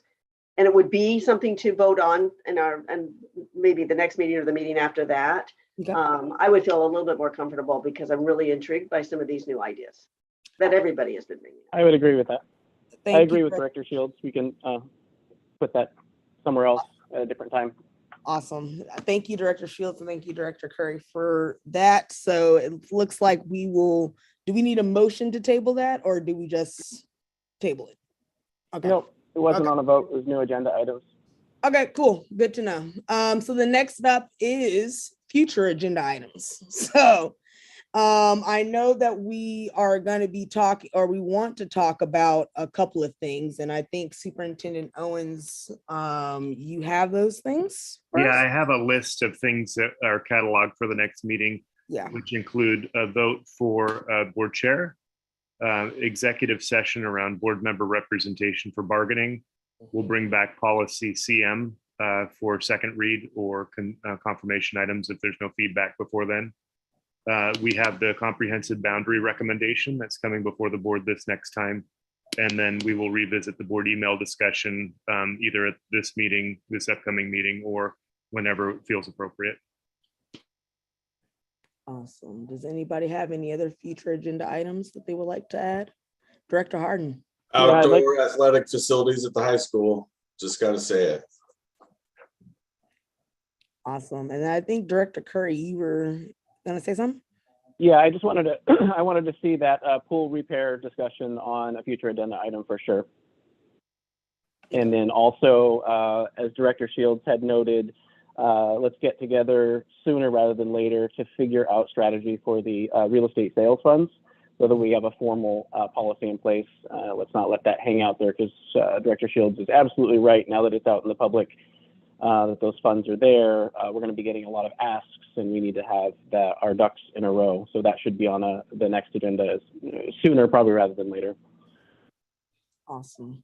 May I ask a clarifying And then question just- to Director Harden? Oh, sorry, Director Curry, sorry. No, that's all right. I just wanted to remind everybody, we still need to make a motion to move that bargaining committee liaison to the executive session discussion.